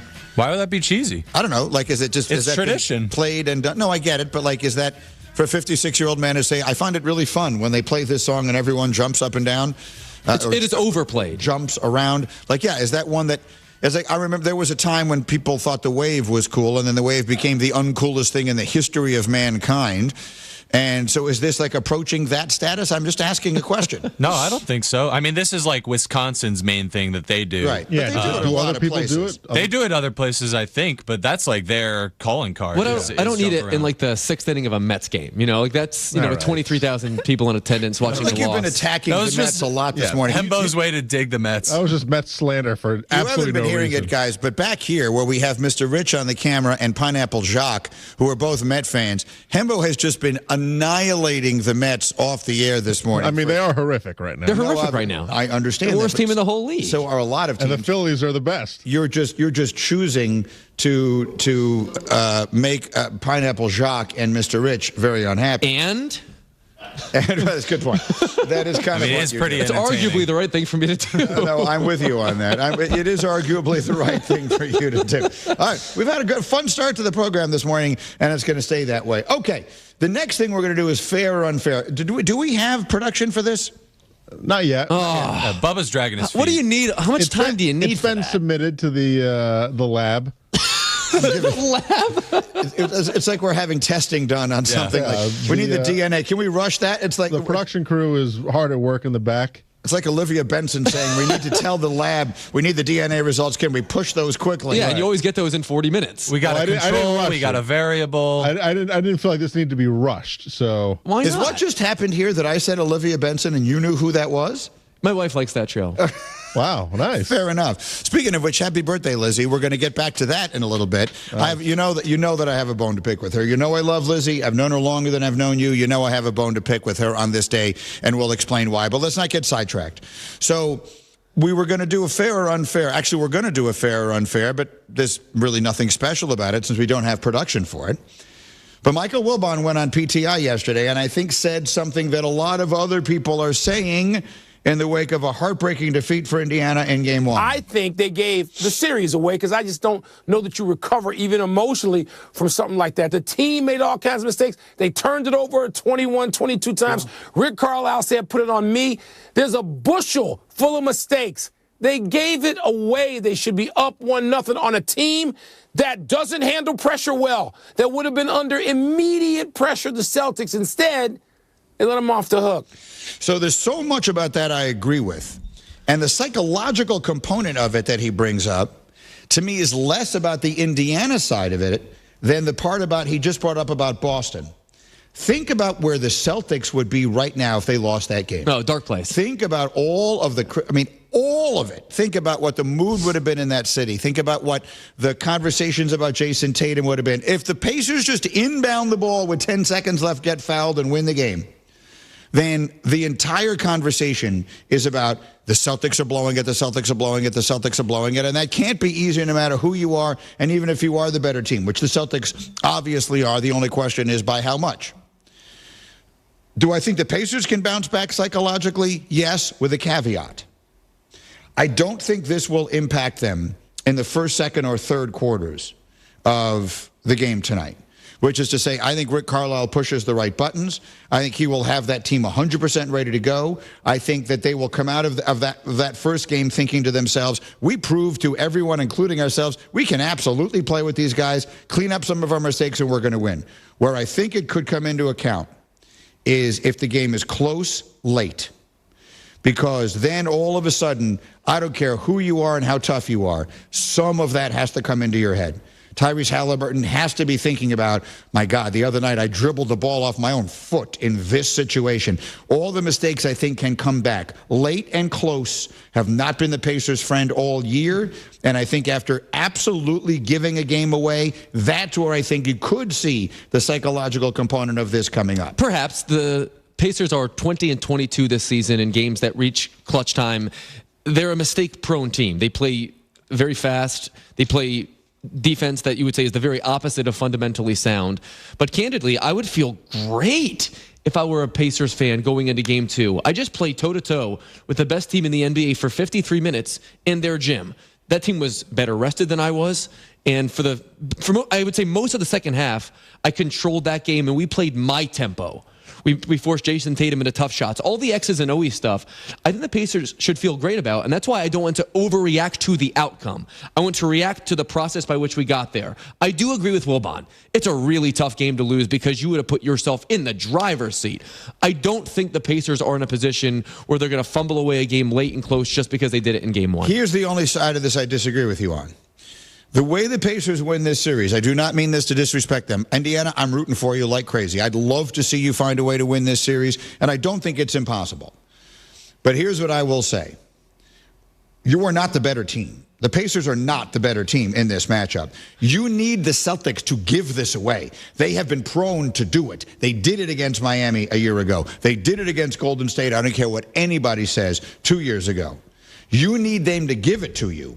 And the way that happens is if they start falling apart, if they start questioning themselves, and you had the chance to put them in that place. That's what Wilbon is saying.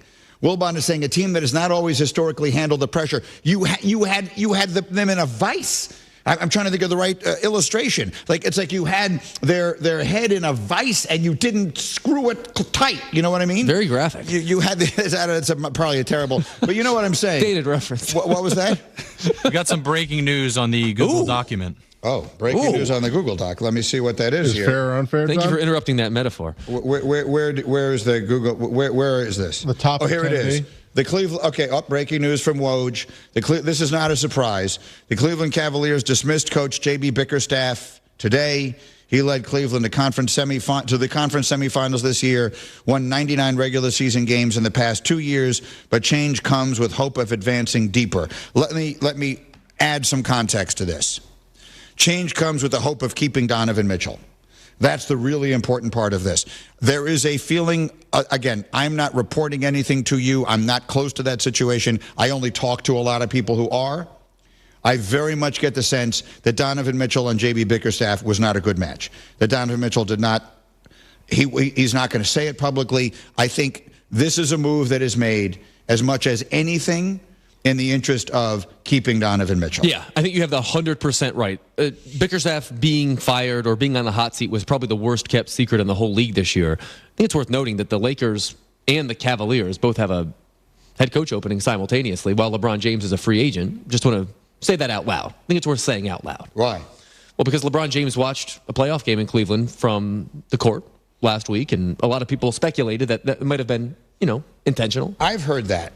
You mean to say you think he was trying to send a message that maybe he'll go back to Cleveland? I think it's on the list of options. So I played golf with a guy from Cleveland the other day, and he was saying to me, Greeny, LeBron's coming back. LeBron's coming back. I'll say this. Do I believe that he might try and use that as some sort of leverage play? Absolutely. I would consider LeBron James going back to Cleveland at this stage as unlikely. I would qualify it as impossible is much too strong. Give me a percent chance that you could see it happening. 1 in 100. I think it's much higher than that. I don't think there's any way in hell that happens. Why? Because I think he's got everything set up exactly the way he wants it right now. Playing on the 11th best team in the Western Conference into his 40s? Yeah. Honest question. If basketball remains a priority for LeBron James, how on earth could you watch the Western Conference playoffs and say to yourself, I'm going to willingly go back there? I had these conversations with Mike and others at the end of Kobe's career. I remember saying, why wouldn't Kobe want to go someplace else? Now, I get that Kobe had the lifelong Laker thing, and LeBron didn't have that. But at the end of his career, Kobe willingly chose to stay in L.A., finish there on teams he knew were not going to win the championship, rather than, at that stage of his life, uprooting everything. And I think for LeBron to uproot everything, I know Cleveland is home on some great level. I understand that part of it. But I think he's got everything set up exactly the way he wants it in L.A., personally and professionally. I think he has a pretty good team and knows he has a pretty good team. I will be very surprised if he goes to Cleveland. I would be surprised, but, he wouldn't be uprooting everything necessarily. His son, who was playing at USC last year, might enter the NBA or return to a different college. Right, but he has 2 other children in the house. Of course. I get all of it. What I'm saying is LeBron James is very capable of living in a different city for another year or 2 if he decides that's best. Yes, I'm not saying that it's not arguably a possibility. I am saying I for one will find it extremely surprising. Let me just speak for the fine folks in Cleveland. I was there last week en route to my nephew's graduation party, which I was at for 6 days. I thought it was a niece. Niece, excuse me, yes. Lucy is a she. Wait, what? Regardless. What just happened? Did you just mix up your niece and your nephew? Like, you just got wrong whose graduation you spent 6 days attending in Toledo, Ohio last week? Well, it was like 1% of the trip, so it's easy to forget. It was Lucy's, not Gideon's. My mistake. Gideon? That's her older brother. And Lucy and Gideon call you Paul, correct? Correct. Why did you just laugh at Bubba's Gideon? Just the way he said it. Do you not know a Gideon? You didn't find that funny? I know them from English literature. I know a Gideon. You know a Gideon in person? He's the drummer in my cousin's band. Of course. Gideon is the drummer in your cousin's band. That's who Gideon is. Who is your nephew, Gideon? He is also a drummer with long hair. So Let's that's just how they go. roll. Maybe it's the same one. If you name your I child don't know Gideon, any Gideons. I'm just throwing that out if there. you name your child Gideon, you're asking for him to have long hair and be a drummer. Right? And be my nephew. That's who that's going to be. That's who that's going to be. The point I was trying to make is that all of Cleveland thinks LeBron is coming back. I know. Then they're Including all wrong. Gideon? I'm sorry. I love you, Cleveland. I love everybody. I spent so much time in Cleveland following LeBron there. I can't count for you the number of games we went to, the number of shows we did live from there. Progressive Field was basically the Mike and Mike home away from home. I know the Rock and Roll Hall of Fame better than I know my own house. But what I'm here to tell you is LeBron's not going back. I don't think it's responsible to assume that LeBron James is going to go back to the Lakers. He's a free agent. Is it the likeliest scenario? Yes. Is it certain? No. And by the way, we were told today by Brian Windhorst on Get Up that LeBron has no interest in dipping his hand into the who's going to be coaching the Lakers cookie jar. Seems a little bizarre to me too, considering that's a pretty important person when it comes to what LeBron's life is going to look like in the next few years should he stay there. I just think there are enough variables to where I'm not willing to say for sure that he's going back. That is all. Do you want to hear maybe the best LeBron James statistic that you will ever hear? I'm going to give, and it is well known, I'm a Michael guy, right? If this is a debate in the world, then, you know, and I know people are tired of it and whatever. I'm a Michael guy. I will die a Michael guy. It is almost impossible for me to foresee circumstances in which I will ever say the words, anyone else is the greatest basketball player that ever lived. But we're talking about arguable this morning. If you want to make an argument for LeBron, here it is. You want to define a player's longevity? You want to define greatness in a player over a prolonged period of time? LeBron James made All-NBA yesterday. He made an All-NBA team. He has now made All-NBA in 20 of his 21 seasons. That is the most All-NBA selections by a wide margin. He's made 20 All-NBA teams. Kareem Abdul-Jabbar, Kobe Bryant, and Tim Duncan each made 15. So they're tied for second. He has 33% more All-NBA teams than anyone else 25% in history. More. It's 33% more. It's 5 more than 15. How is that not 33%? Oh, I was doing 20 minus 15 is 5 divided by 20. Oh, now Greeny's the math guy. Did I just stump you in math? You're right, and I'm wrong. Nice. Oh, how great is that? I just interrupted, and you were rolling. This is not a good segment for him. I should sit this one That's out. correct. Get Gideon on the phone. Anyway, but that isn't even my favorite part of the stat. As of yesterday, LeBron James is both the oldest and the youngest player to make an All-NBA team in league history. He made All-NBA at the age of 20. He made All-NBA at the age of 39. If you want to make an argument for LeBron James having the greatest longevity, having the greatest long career, what's the word I'm looking for here? The greatest span of greatness in the history of any American sport, you could do it. Tom Brady is the only person that comes to mind. Who else played this long, this well? That's a great question. So Michael Jordan wasn't in the NBA when he was 20, and he had retired twice by the time he turned 39. Tom Brady, of course, wasn't in the NFL at 20 either. He was still playing great at 44 and 45. The only person I can think of who has this span, this longevity of greatness in pro sports would be him. Now, you have to help me with some hockey. It's probably like Gordie Howe. Gordie Howe was an all-star at age 41, so that's probably your closest. He played longer. I mean, he played until he was 51. Ridiculously long. I mean, he was in the WHA at certain points here. I'm going to need help with that one. I'm going to need. Is there any baseball player who I think the this? best one would be Henry Aaron. Henry Aaron was a great hitter How through old was his he in his 30s. last year? 42. No, his last great year. His last great year, he was 39. It's about as good as you're going to do in baseball. Probably came up in when he was 22, 23, something like that? Yeah, debuted at 20. So again, LeBron, age 20, All-NBA. Age 39, All-NBA. All-NBA 20 of his 21 seasons. The only one he didn't make it was the year he got hurt and never came back. The first or second year, whichever year in L.A. that was, that he got hurt. Right. For him to be the youngest to do it and the oldest to do it is astonishing. Now, you're going to say to me, or at least in the interest of qualifying the stat. Actually, just quick, the only year he didn't make an All-NBA team was his rookie year. The year he did get hurt, he was on the All-NBA team. Yeah, 13, wasn't he? Okay, thank you. Yeah. Thank you for clarifying that. I assumed it was that year. Yeah. So it was his rookie year. And he still won Rookie of the Year. And he was Rookie of the Year. So he has been either Rookie of the Year or All-NBA all 21 of his seasons. That almost makes it better. That makes the stat better. See, remarkable. Hembo gets the stats wrong, and Cam makes them better. It's a tough day for the Hembo. Really bad. What am I doing here? Anyway, the point is, well, we ask ourselves that every day.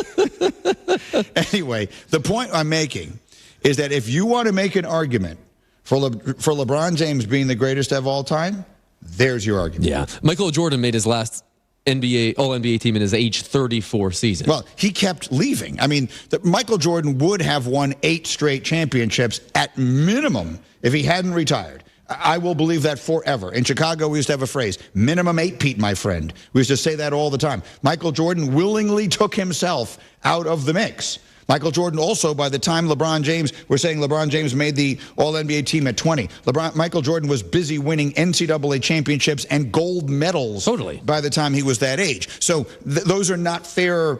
It's not apples to apples. No, I mean, Jordan had 2 separate 3-year stints that are unassailable, that will never be touched. And even before that, his NBA career before they started winning championships was ridiculous. I mean, individually outstanding. Ridiculously good. From 87 to 98, we'll say a dozen years. And the league was way better. When LeBron was carrying all those bad Cleveland teams to finals, he didn't have to play Larry Bird, and he didn't have to play the bad boys Pistons and all those teams. Not comparable. All fair, but 2 decades is also something we're not likely to ever see again. All right.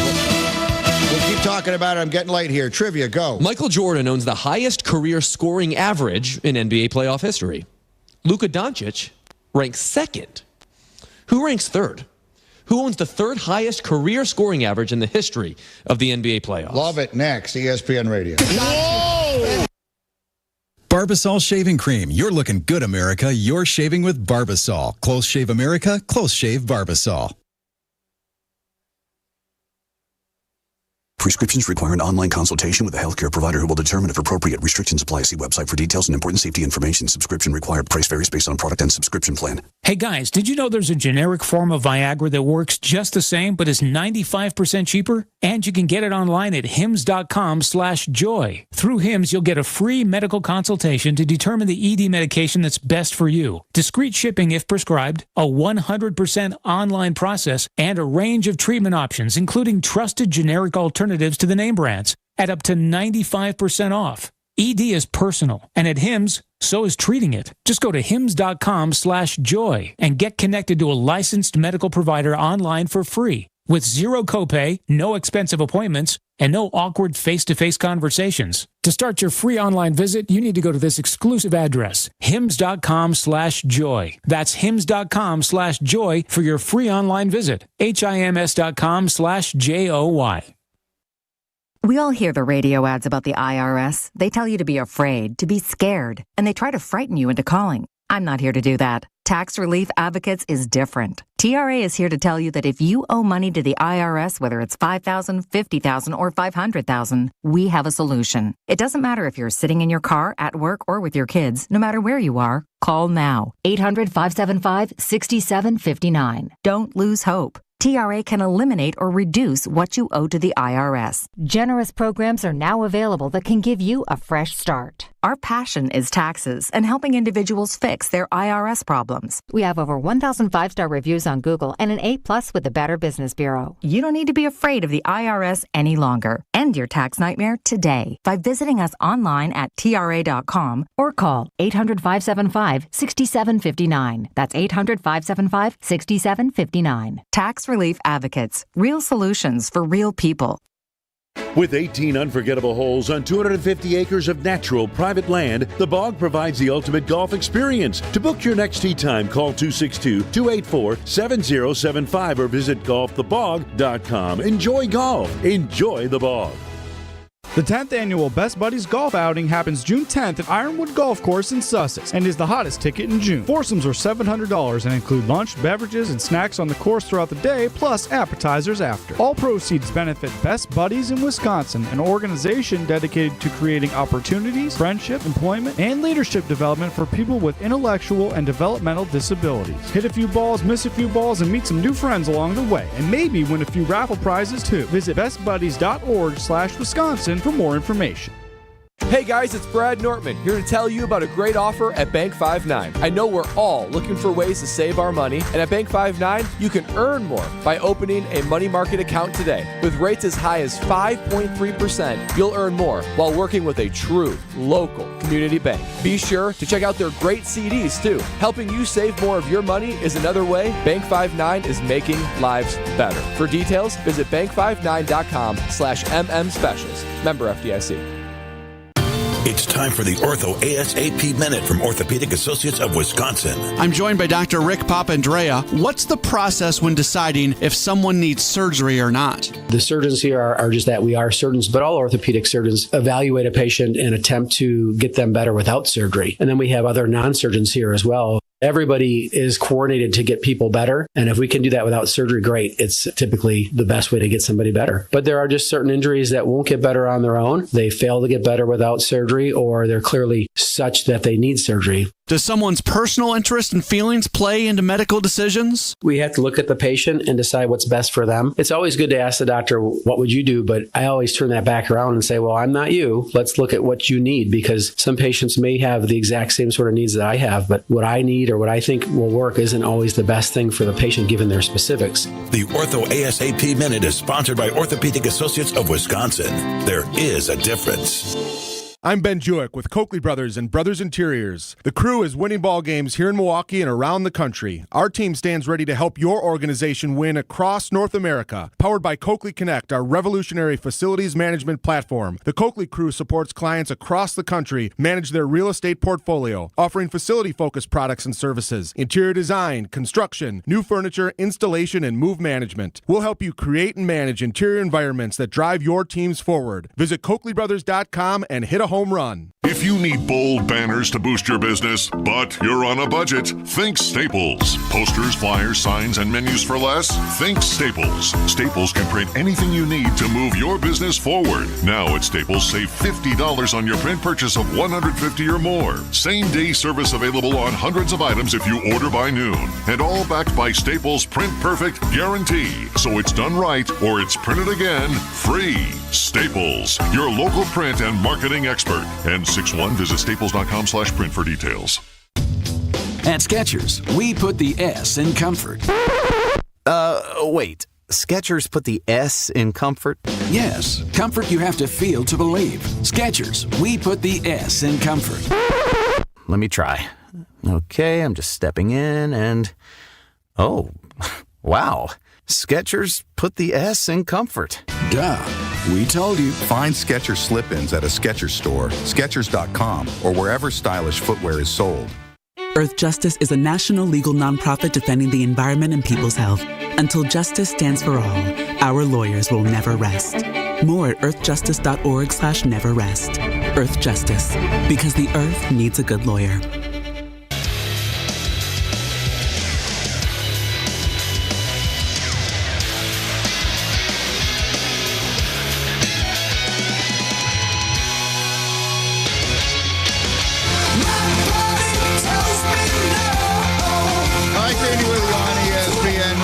NBA playoffs tonight, Game 2. East Final, Celtics-Pacers, presented by Indeed, 7:30 Eastern on most of these ESPN radio stations. Embo's got a good question. Michael Jordan owns the highest career scoring average in NBA playoff history. He averaged 33.4 points a game. Believe it or not, Luka Doncic ranks second. He's at 31 points a game. And so my question for you is simple. who owns the third highest career scoring average in the history of the NBA playoffs. Before we start answering that, I want you to do a little research for me. I recognize this is probably not something you can give me immediately.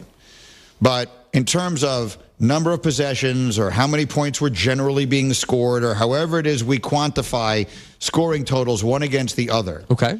How do we compare Michael Jordan scoring 33 points per playoff game in his era to Luka scoring 31 playoff points per game in his? What I'm trying to say is, in the same way that because of inflation, money was worth much more then, if you had $10 million in 1993, it was worth a lot more than $10 million are worth now. Those 33 points in today's game, again, I'm asking you how we make that comparison, would be worth a hell of a lot more than 33. I will work on that. I mean, literally, those games, some of them ended in the 80s. And he got them a lot differently, too, because the three-point line wasn't nearly as prevalent. That, too. That's Pineapple Jacques, folks. But the other, forgetting that part of it. Yeah. I'm not even talking about that. Or that factors into how many points were generally being scored. Some of the finals games that year were like 89, 88. For example, in Michael Jordan's final season in Chicago, the average NBA team had 90 possessions per game. The average possession this year was, the average team possession this year was 99. So we're talking about 10% more. So like, just do the math. It's another 3 or 4 points a game. It's 37 a game if you do it that way. And in the playoffs, they slow down even more. That's true. Particularly then. So anyway, but I don't mean to diminish others. I just do, because I need to cleanse myself for all the LeBron good stats I just gave. I need a little more Michael. All right, the question, who's third on the all-time playoff points per game scoring average list? I'm not wasting any time. I'm going Kevin Durant. Jacques. First name I thought it was Harden, but he's played a couple stinkers lately. I tried to think of a guy who hasn't played as many playoff games. I'm going to go Iverson.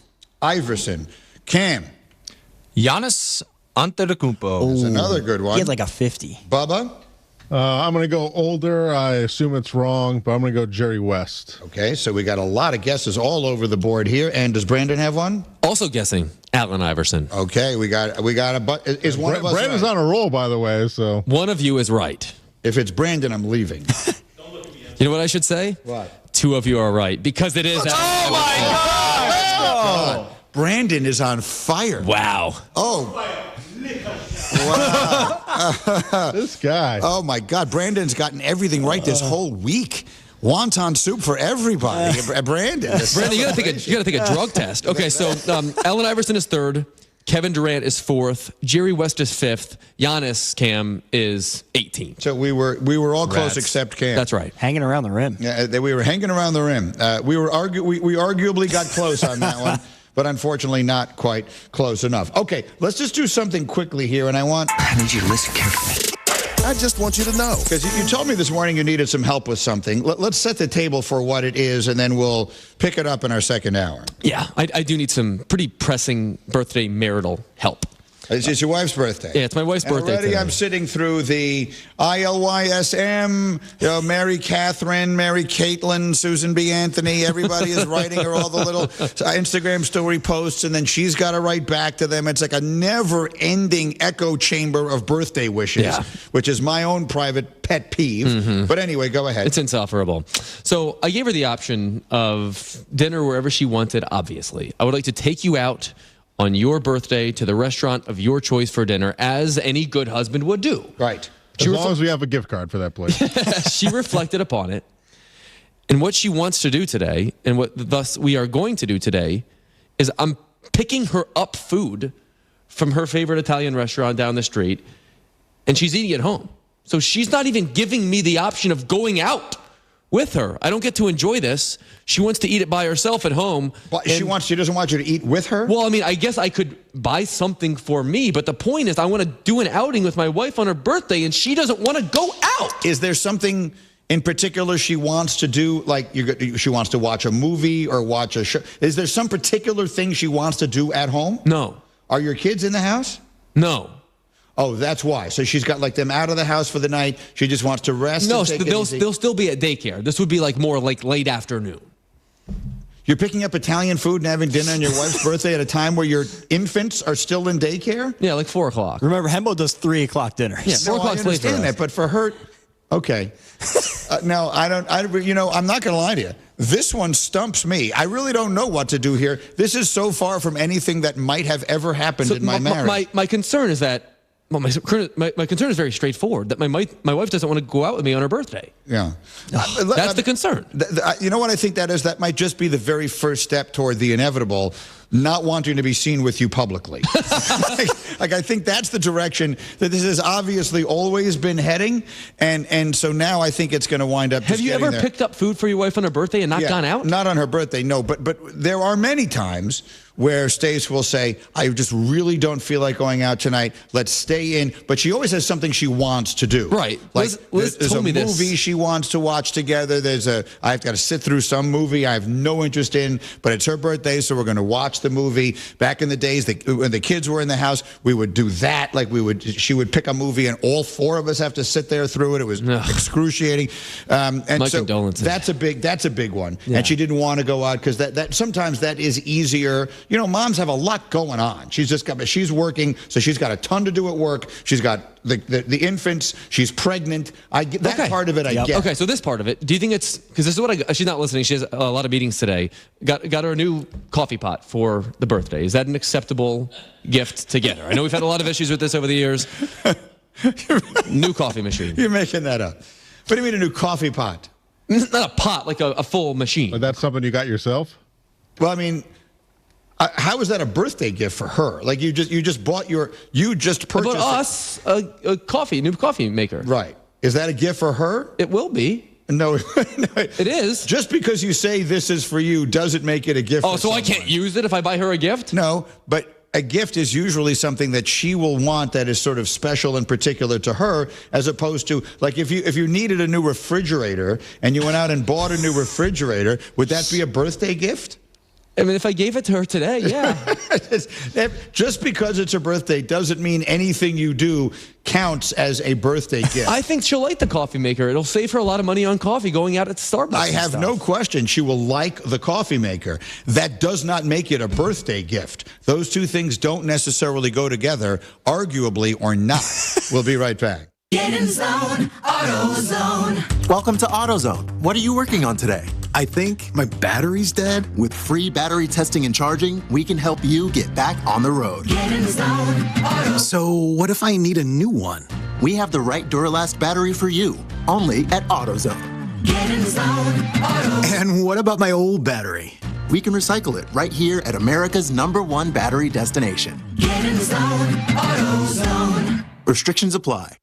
Hey, are you having a hard time dealing with high-interest credit card debt? It's normal, and a SoFi personal loan could help you save thousands by consolidating your DEBT to one low fixed monthly payment. You could get $5,000 to $100,000 as soon as the same day you sign, with no fees required. It only takes 60 seconds to view your rate, and it won't affect your credit score. View your rate at SoFi.com/paid-off.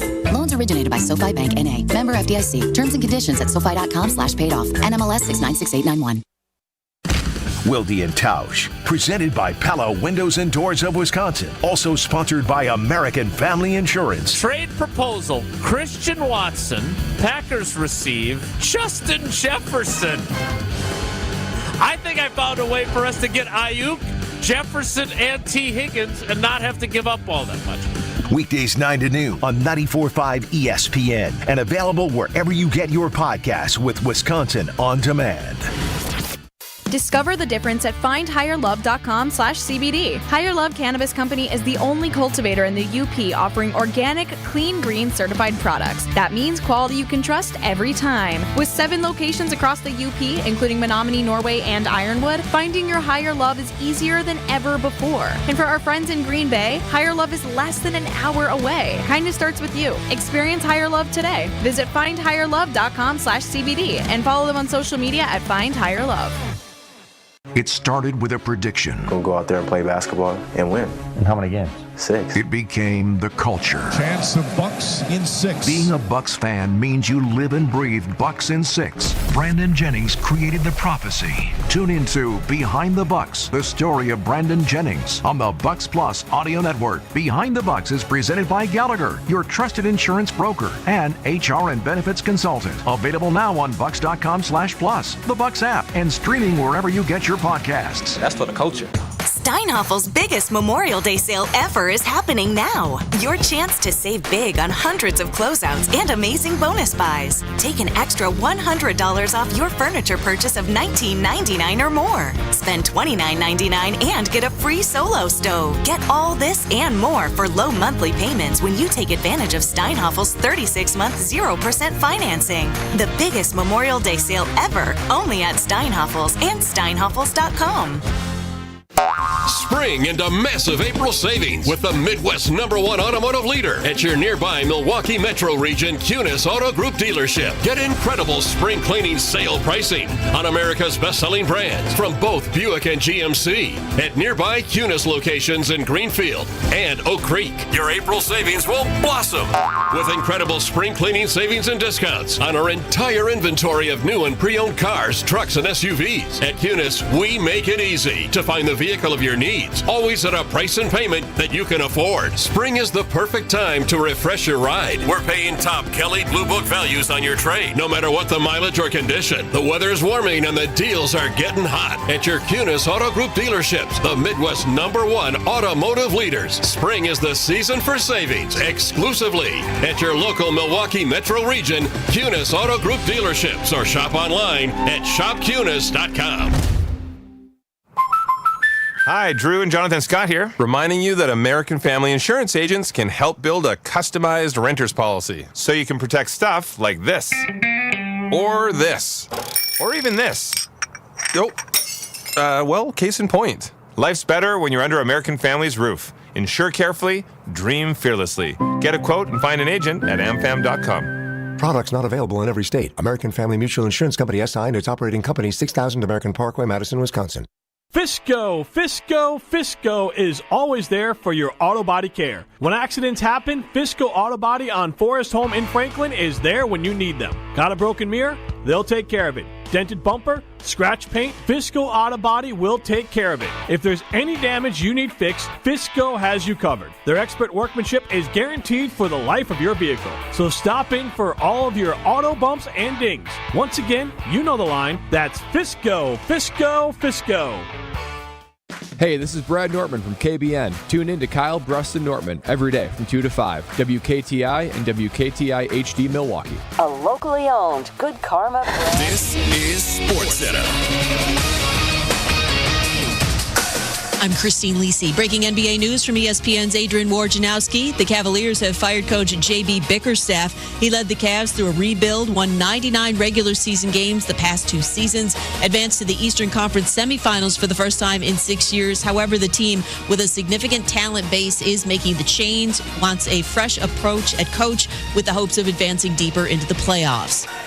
Don't relax is the mantra for Jason Tatum and the Celtics as they get ready to host the Pacers in Game 2 of the East Finals tonight. 7:30 Eastern, ESPN Radio, 8 Eastern, ESPN. In each of its previous 2 rounds this postseason, Boston opened up with wins over Miami and Cleveland, only then to lose both Game 2s at home. Stars-Oilers tonight, Game 1, NHL's West Final, first playoff matchup between the teams since April 2003, 1 month before Dallas top goal scorer Wyatt Johnston was born. From the ESPN studios at Pier 17 in the Seaport District of New York City, this is Greeny with Mike Greenberg on ESPN Radio. You can also listen and watch the show on the ESPN app. All right, back and better than ever, presented by Progressive Insurance. Greeny and company with you here. We got the whole hashtag crew ready to go. Tons of basketball. I want to play you something that happened on this show in September that should have given us a hint that this was all on the way. But first, I just happened to be glancing at this. You guys are fantasy guys, right? You play fantasy much more significantly than I have in my life. I've done a bunch of work with IBM, with their fantasy league and all the rest of that. I like the daily fantasy a lot as well. But I don't always consider myself the most knowledgeable fantasy player. And so Field Yates just posted his most updated list of the top 100 fantasy players looking ahead to this coming season. Cam and Bubba or Hembo, have any of you seen it? I've not. Okay. Cam and Bubba, have you seen it? No. Okay. Do you guys want to try and guess here? Just have a little bit of fun? Like how well you know this stuff? Sure. Some of the names on this surprise me. So just what players do you think will be in his top 10 of fantasy players going into this season? Just throw some names at McCaffrey. McCaffrey is 1. Yep. Is that the right pick? Is he not guaranteed to get hurt at some point this year? I mean, I'm sorry. I don't mean to wish that on anyone. Like, isn't it the first thought that enters your mind? He's had a couple healthy seasons in a row now. I know, but I mean, how long? So you're does saying that he's last? due? He's a running back over the age of 30. In Kyle Shanahan's offense. You're I mean, he counting was on him? unbelievable last year. He was always so good. is. He always is. But running backs, I don't know. If I had the first pick in a fantasy draft, I would be very afraid to take him number 1. That's just my own personal opinion. Keep going. Tyreek Hill. Tyreek Hill is 3. Justin Jefferson? Justin Jefferson is 6. Devontae Adams? Devontae Adams is 21. C.D. Lamb? C.D. Lamb is 2. That's another one that surprised me. Interesting. C.D. Lamb is 2. Is he going to play this year? Yes. I assume that Field has but he's wide receiver 1, and I assume Field has the right to change that in the event that he is holding out for contract reasons. But A.J. Brown. You've got 1, 2, and 3. A.J. Brown is 10. Amon-Ra St. Brown? He's wide receiver 7, by the way. Amon-Ra St. Brown is 7. Where's Breece Hall? Breece Hall is 4. That's another one. That Really? Goodness. Wow. Breece Hall is 4. That's why I wanted to see if you guys were going to. See, I don't consider myself that knowledgeable about fantasy, so that's why I wanted to see if my surprise would be mirrored by your surprise. That feels really high. I'm a little surprised that C.D. Lamb. I'm not surprised that McCaffrey is 1. Just the injury would be the. But I'm very surprised C.D. Lamb is 2, and I'm very surprised Breece Hall is 4. How about Puka Nacua? Puka Nacua is 8.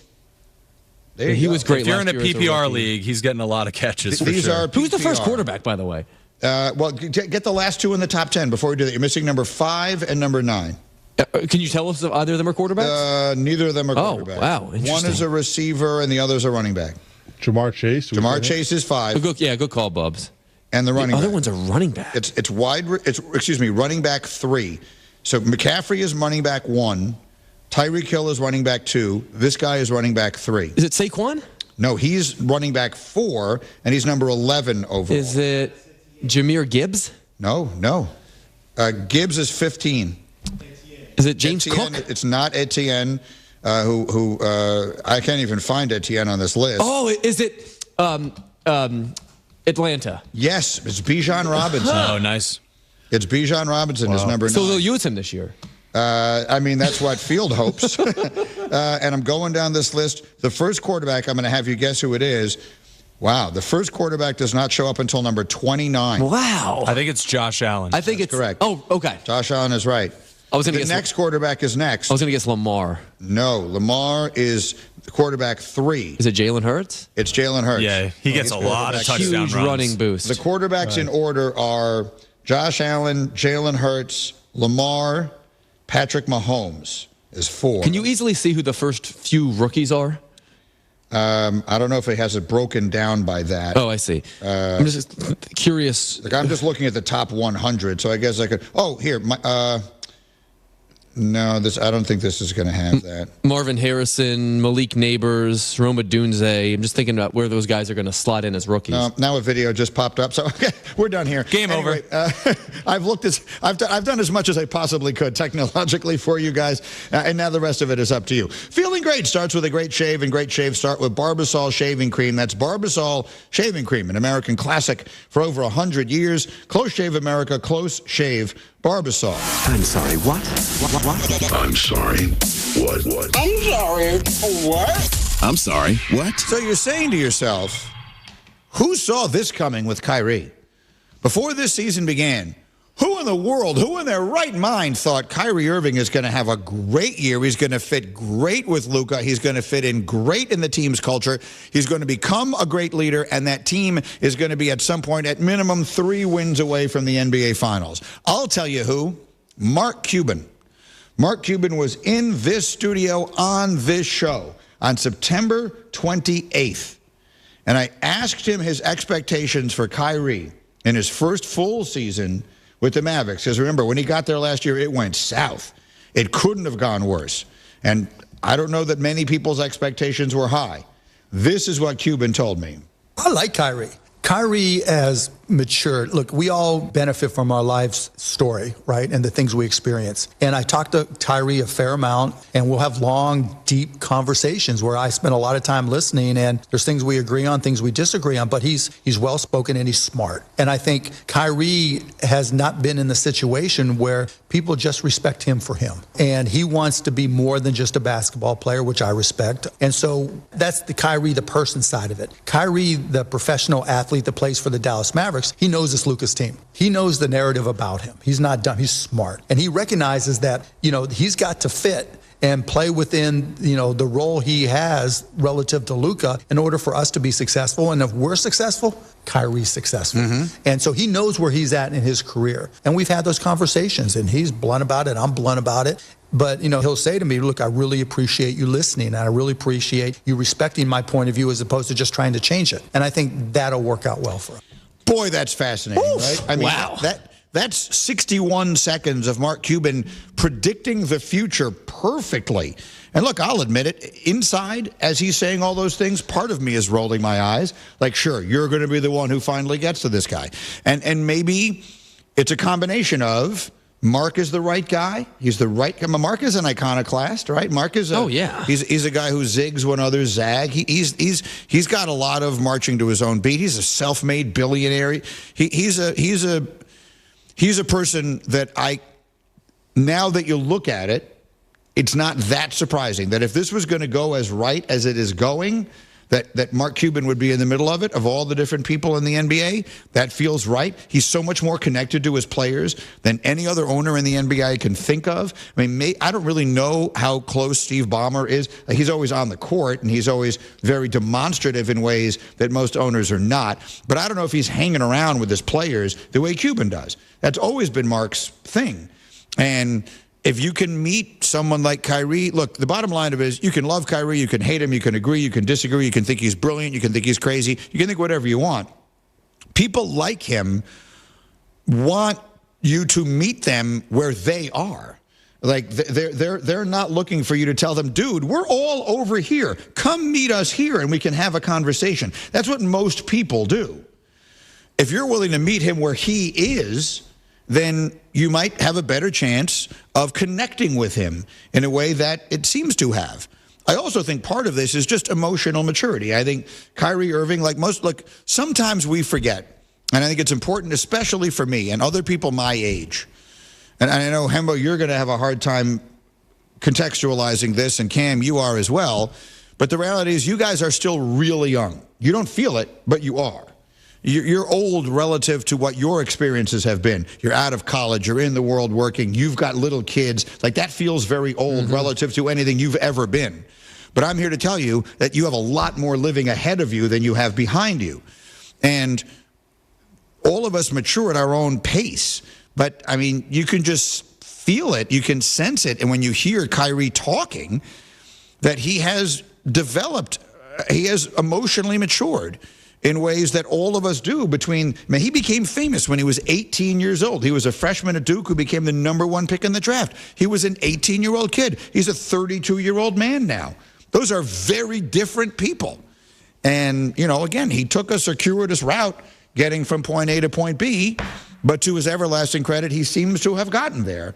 I think it's been fascinating to watch. Think about all the different things that have had to go right for the Mavs to pull this off, to be 3 wins away from the NBA Finals. You mentioned the Mark Cuban angle. I think it's a really good one. He obviously has considerably more respect for Mark Cuban than he had for anyone in Brooklyn. That goes without saying. Think about Jason Kidd. Jason Kidd is getting the very, very best out of Kyrie Irving. One of Kidd's contemporaries in the NBA was Steve Nash, who Kyrie Irving considered to be his peer. Like, he said so publicly. Think about Kevin Durant, the person with whom he elected to play with in Brooklyn.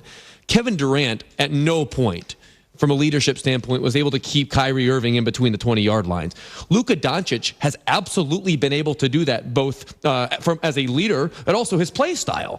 Think about all those different things that had to go right.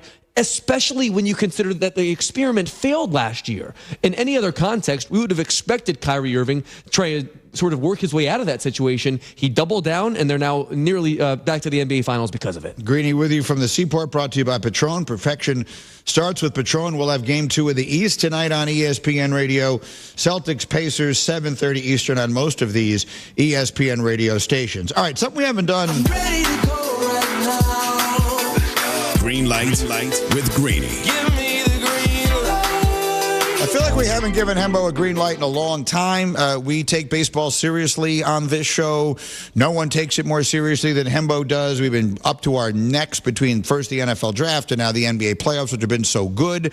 But we have a couple of minutes here. Give me a green light. What should baseball fans know right now? The most important thing that baseball fans need to know is that my favorite team, the Phillies, are the best team in the whole sport. Woo! They're the best team ever, aren't they? I mean, to this point in the season, don't they have the best record of all time? They are 36-14, the best record through 50 games by any team since the 2001 Mariners. That team won 116 games, which remains the record. The Phillies are very much on pace to do historic things. That's what I saw. That's the stat that I saw. Play a team above 500 and get back to me. So they play the teams on their schedule, Bubba, much like you do, much like the Mets do. The Phillies to date have played by a long shot the easiest schedule in baseball. The last time they have played a team with a winning record was the third game of the season against Atlanta. Oh, my goodness. It's been a cakewalk. The Phillies have had the easiest schedule in baseball by a lot.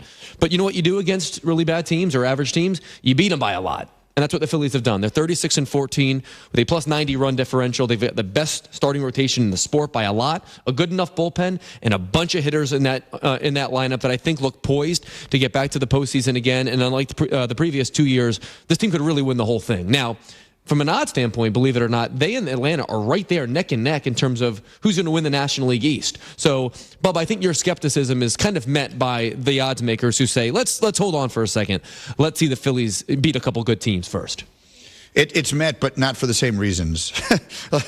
It's met by the odds makers because they're thinking with their heads, and it's met by Bubba because he's thinking with his hearts, because the line right underneath Phillies are the best team in baseball in your rundown says... The Mets are the worst team in baseball. The Mets over their last 29 games have lost 20 of them. 9-20 in their last 29 games. Team in baseball seems like a stretch. They're the worst team in baseball over the last month. 7 games under 500. I mean, there are teams with worse records. There are teams with worse records, but none over the last month. The Mets are terrible. The Mets are objectively terrible. They're not good. For some reason, Francisco Lindor can't even hit 200. You know, he's making $300 million. Pete Alonso, in his bet on himself walk year, is having the worst season of his career by almost any standard of measure.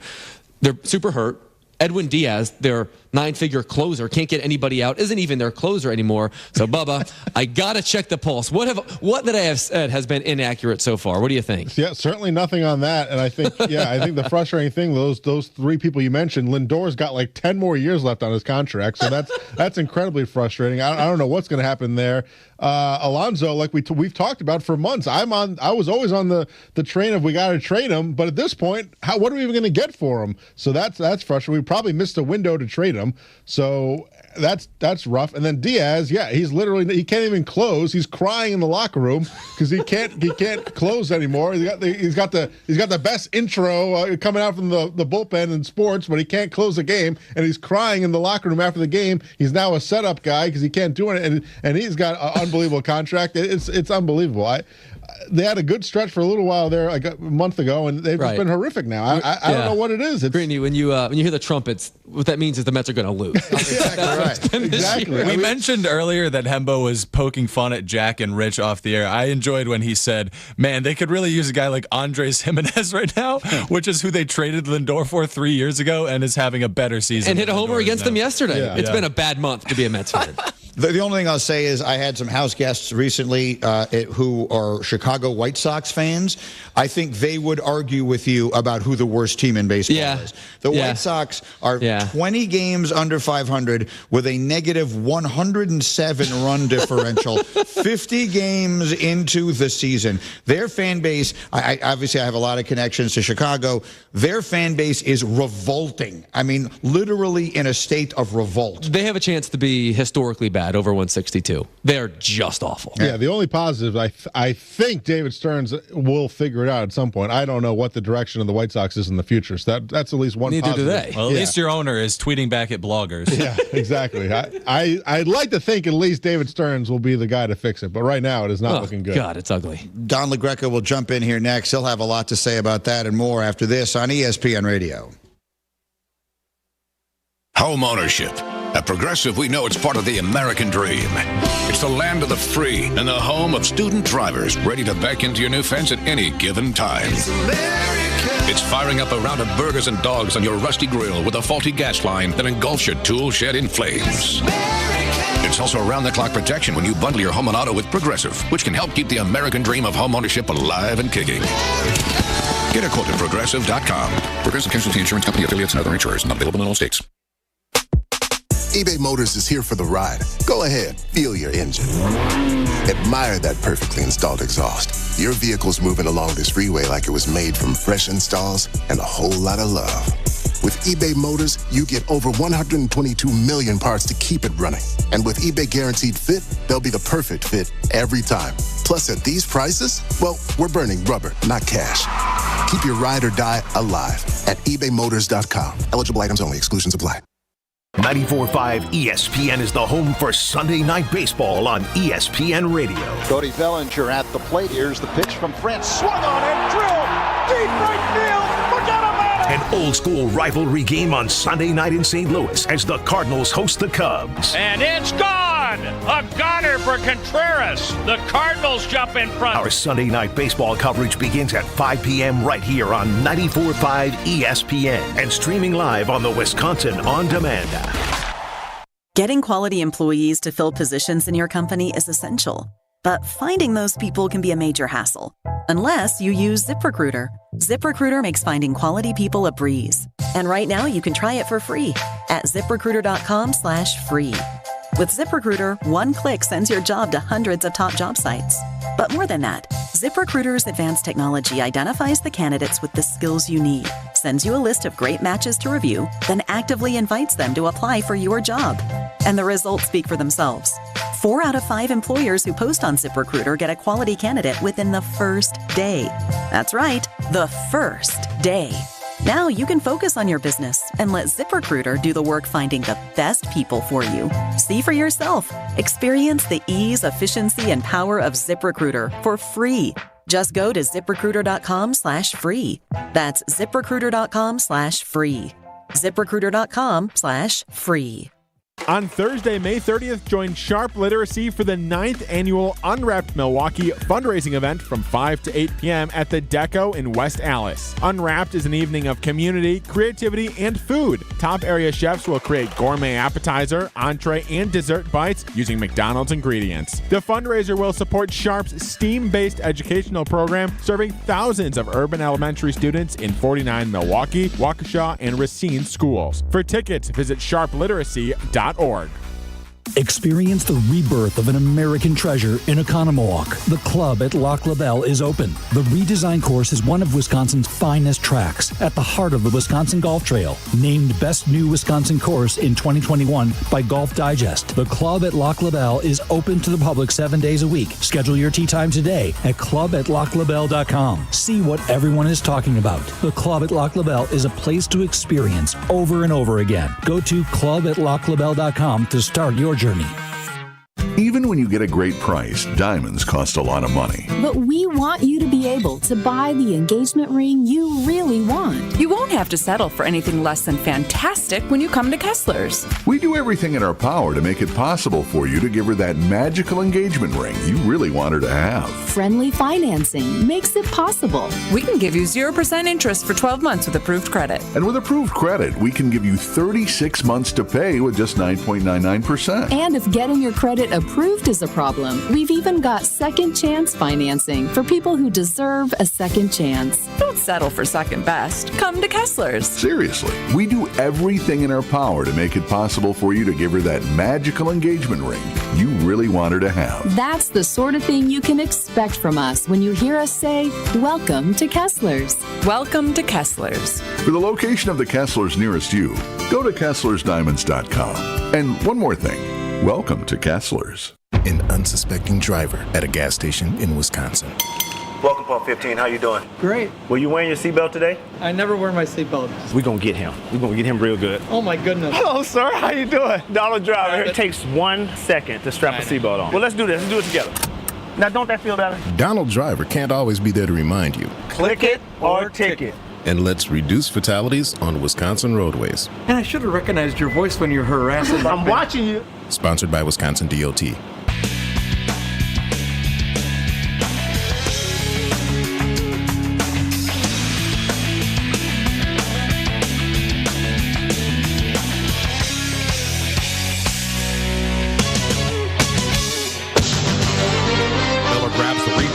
Circle, flips it back to center ice for Hedel.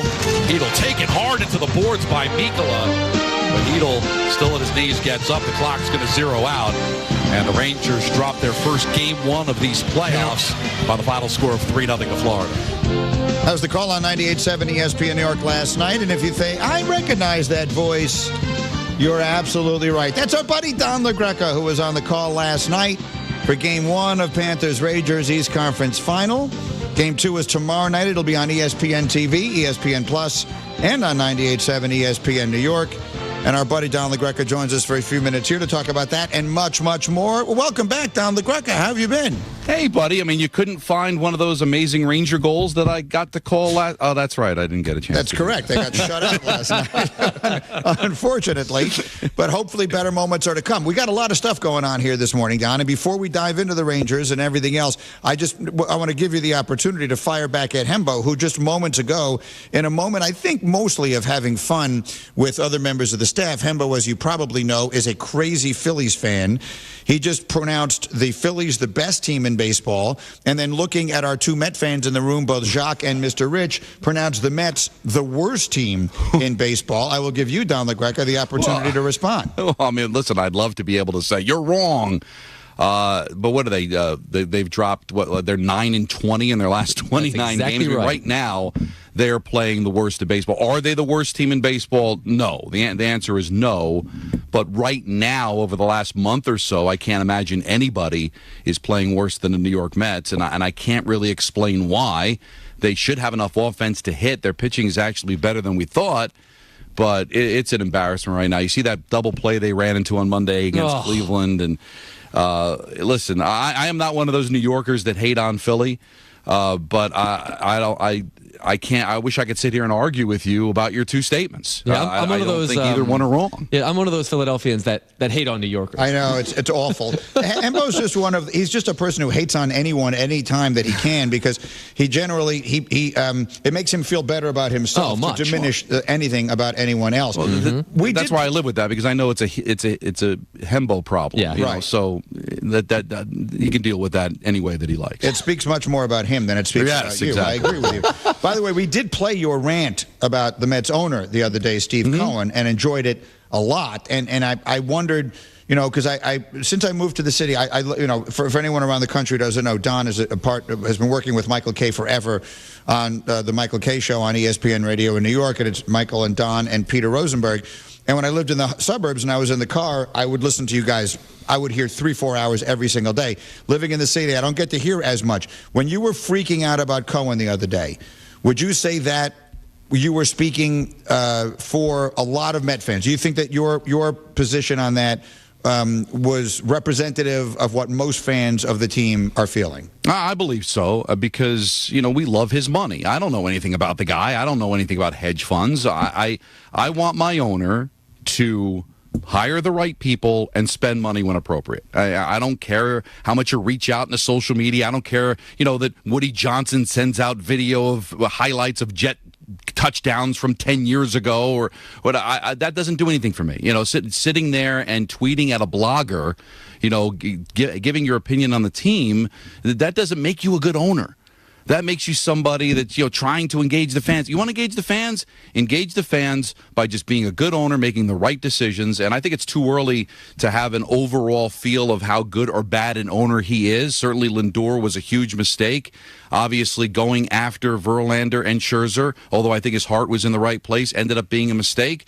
Buying it out, That's what we love about him. He was able to buy out of those mistakes because they're no longer going to be treated like a small market team. But I think a lot of Met fans, when they see him with his Met hat and engaging with fans, that's all well and good. But you know what? Spend the money when appropriate, hire the right people, and we'll have to wait and see whether he's done either of those two things. I just want to follow up on one thing, because Francisco Lindor finished in the top 10 of MVP voting in each of the 2 previous seasons. You're already willing to say that $300 million contract is an obvious mistake? You're already ready to go there? Oh, yeah, because he hasn't lived up to any kind of expectations. They traded for him, and then they signed him to, a 10-year contract when there were other and better free agent shortstops that they could have gone and signed. Now, is he an absolute disaster, Hembo? No, he's not a disaster. He has put up numbers. I think he's more of a compiler than he is clutch. But he's overpaid. But part of having Steve Cohen is, him being overpaid shouldn't matter. If this were the Wilpons, they wouldn't sign other free agents because they would be scared off by the mistake of Lindor. He can fight through that. So we're going to have a grossly overpaid shortstop, but it shouldn't stop them from still going out and filling the needs this offseason to get it done. I do think sometimes the criticism is a bit unfair, but you tell me that he's worth the money that they spend, and you tell me that he's among the best shortstops in Major League Baseball, and I would say he's not. Don LaGreca with us here on ESPN Radio. Again, the voice of the Rangers locally in New York, and we started there. Let's get back to it here. Game 2 will be tomorrow night on ESPN TV, as well as all the other places, ESPN Plus, 98.7 ESPN New York. Don, what is your projection? After Game 1, I know a lot of the fans that I'm around here are deflated after Game 1, obviously, and worried. What is your sense of where the series is now, Panthers, with the shutout in Game 1? Well, people shouldn't freak out. You go back to 94, which everybody kind of refers to in the positive. Well, in 94, they lost the first game of the conference final to New Jersey. They lost the first game of the Stanley Cup final to Vancouver. All right, so they lost a game. It was not a good game. They did not play well. But I think Florida kind of gave you what they are. They squelch you offensively. They suffocate you. They're a very physical team that just does not give you a lot of room to roam.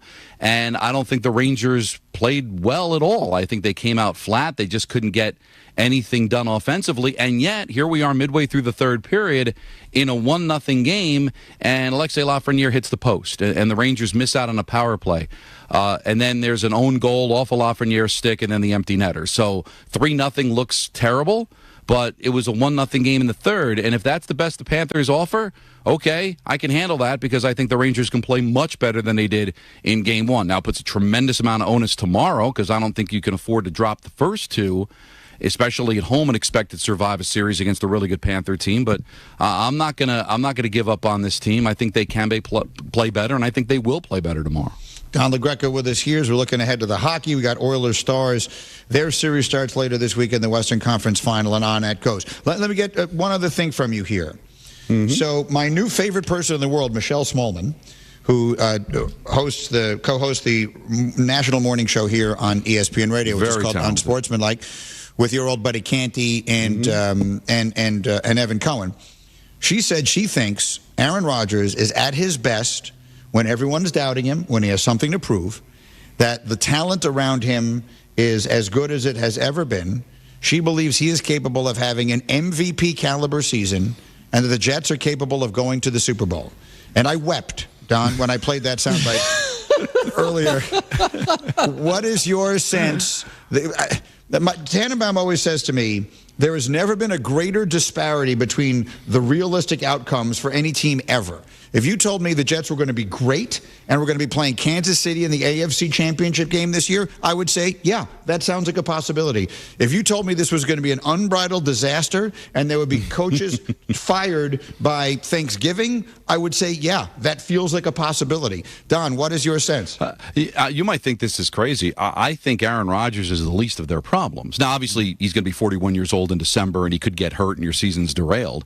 I think he's going to be great. Now, I don't know if he's going to be an MVP, but I think he's going to be great. I think this offense is going to be great, and I think they're going to be one of the better teams, if not the best team in the AFC. They've got two problems, Greeny, that I think you'll agree with. Number one, I don't know if they've got a championship head coach. Mm-hmm.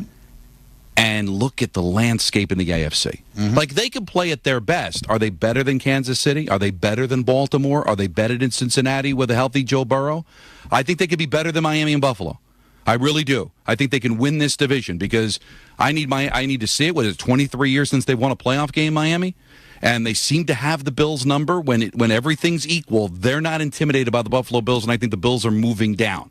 But Cincinnati, Baltimore, Kansas City, like, you could be great and still lose a playoff game to any of those three teams, right? So I think those are your biggest problems more so than is Aaron Rodgers going to have an MVP season? If Aaron Rodgers is healthy and he gives you what he gave you in his last year in Green Bay, Greeny, that's as great a quarterback performance as we've seen in your lifetime. So, and I think that could be better. He could be even better than that because he had the injured thumb that last year in Green Bay. So I know it's a cottage industry to be negative. You know, the big out on the limb. I don't think the Jets are going to be any good. Oh, really? The team that hasn't won in almost 60 years?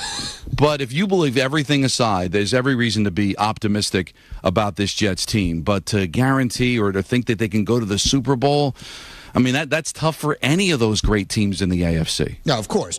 Guaranteeing would be taking it to a crazy place, although the Jets are the franchise that begat the guarantee, which Namath and everything else. No, you're right. The first thing you said is exactly right. The entire coaching staff makes you nervous. It's not just the head coach, but the offensive coordinator as well. You close your eyes and you root for the best. I actually feel good about that in the following regard, because there's no one who's more in a prove-it year than Robert Saleh. Look, Aaron Rodgers is going to fall back on the hundreds of millions of dollars he has made and will continue to make, and he's going to run for vice president someday, and he's going to be just fine no matter what else happens, even if this thing goes down in a ball of flames. He's already guaranteed to being a first-ballot Hall of Famer, all that stuff. The real pressure here is on the coach and the coaching staff, and I feel good about it because either outcome is fine. Either A, Saleh does a good job and the Jets win a lot of games, and that's great. B, if it goes badly, there's no question they're making a change. Like the worst scenario is you think to yourself, man, you know, we're going to have a bad year and they're not going to make any changes. The Jets are clearly, Don, going to blow everything up if it goes badly. Yeah. So that actually, I feel like that's a pretty good place to be in if you're a fan. Let me ask you one more thing. Yes. Today's Hembo's wife's birthday. Now, I know Lizzie forever. To me, she will always be Elizabeth Edwards, which is how she still shows up in my phone. She worked on Mike and Mike before Hembo did, so I've known her that long, and that's how they met and everything else. Today is her birthday. I have a little pet peeve. And my little pet peeve, again, I love her, but here's what she's doing now, what everyone does these days, is people wish each other happy birthday on their Instagram stories, and then that person then reposts those, writing back ILYSM and all that stuff. And there's a lot of that out there. And there's one in particular today that really kind of I had a tough time with. Oh, where did I just lose her? One Instagram story that she shared? The one Instagram, she shared one from... Mary Caitlin's. Mary Caitlin, Susan B. Anthony. She's got all these friends. Wait, why can't I've got it in front of me. Here it is. I've got it. I want to read it because it has to be read. So her friend Mary Caitlin wrote her, "Happy birthday to my bestie girly swirly in the world. Love you more than life."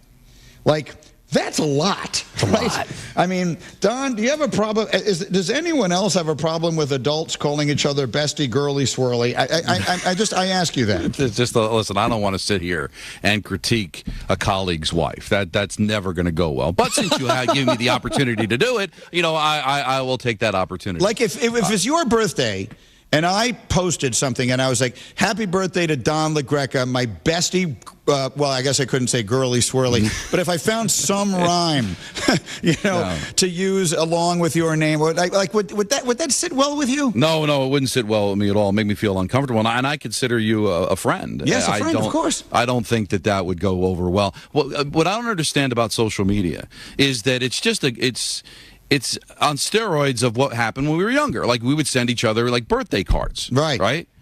Now, did you ever get a birthday card? As great as it would be, if I had wrote you a birthday card saying, "Mike Greenberg, I love you. I would not be where I am today if it was not for you."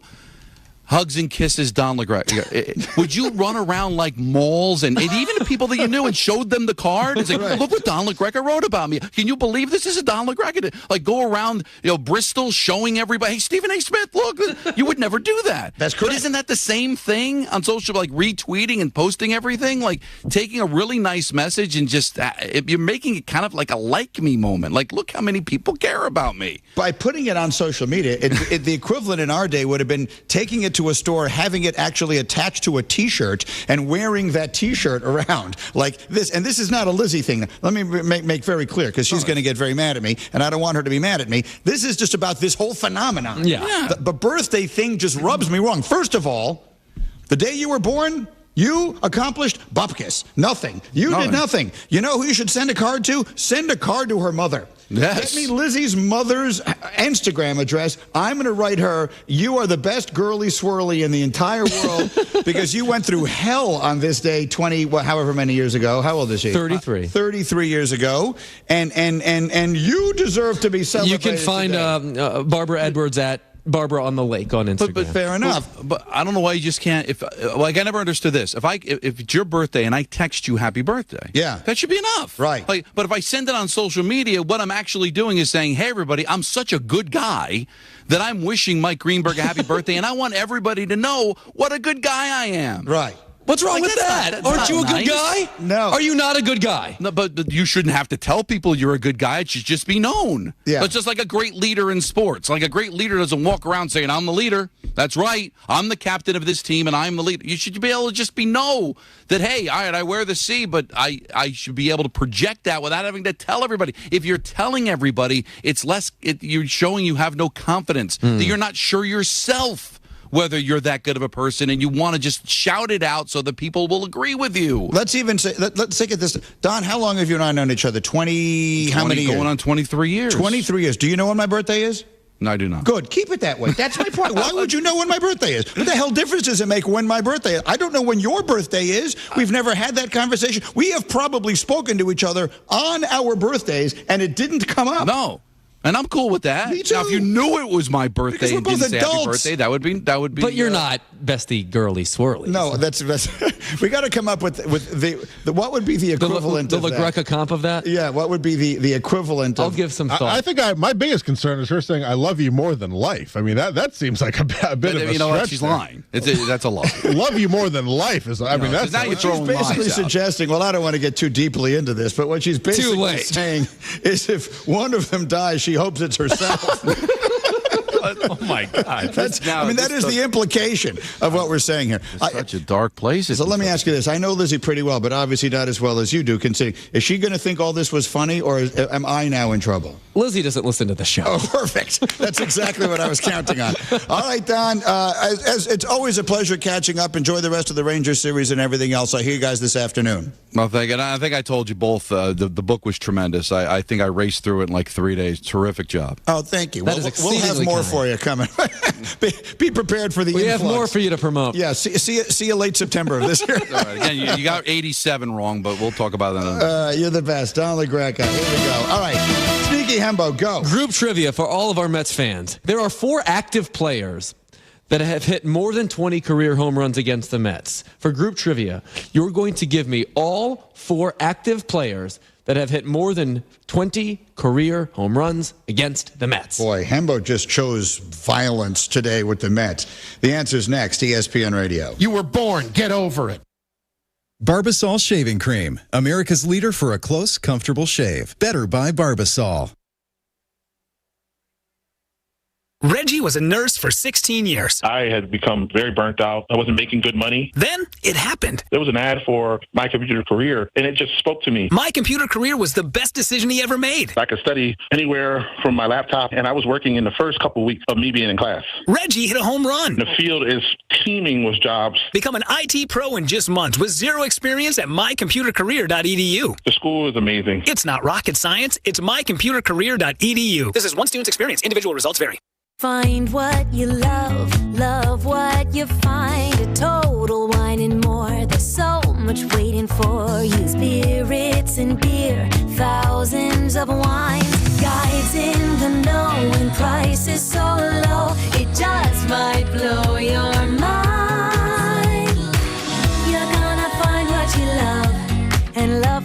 fine. Only at Total Wine & More. Drink responsibly. Be 21. It's time to get ready for summer at Macy's Memorial Day sale. Save on great specials for more time in the sun, like 40% off women's swim and cover-ups, and 30 to 40% off sandals, handbags, and more. Level up your cookout game with 50 to 60% off cookware and grilling accessories. Plus, Macy's Star Rewards members can earn rewards even faster during Star Money bonus days. See Macys.com/Star Rewards. Today at Macy's. Savings off sale and clearance prices. Exclusions apply. If you need bold banners to boost your business, but you're on a budget, think Staples. Posters, flyers, signs, and menus for less? Think Staples. Staples can print anything you need to move your business forward. Now at Staples, save $50 on your print purchase of $150 or more. Same-day service available on hundreds of items if you order by noon. And all backed by Staples' Print Perfect guarantee. So it's done right or it's printed again free. Staples, your local print and marketing expert. And 61, visit staples.com/print for details. I'm the guy that never gives 5 stars because I never believe that anything is perfect.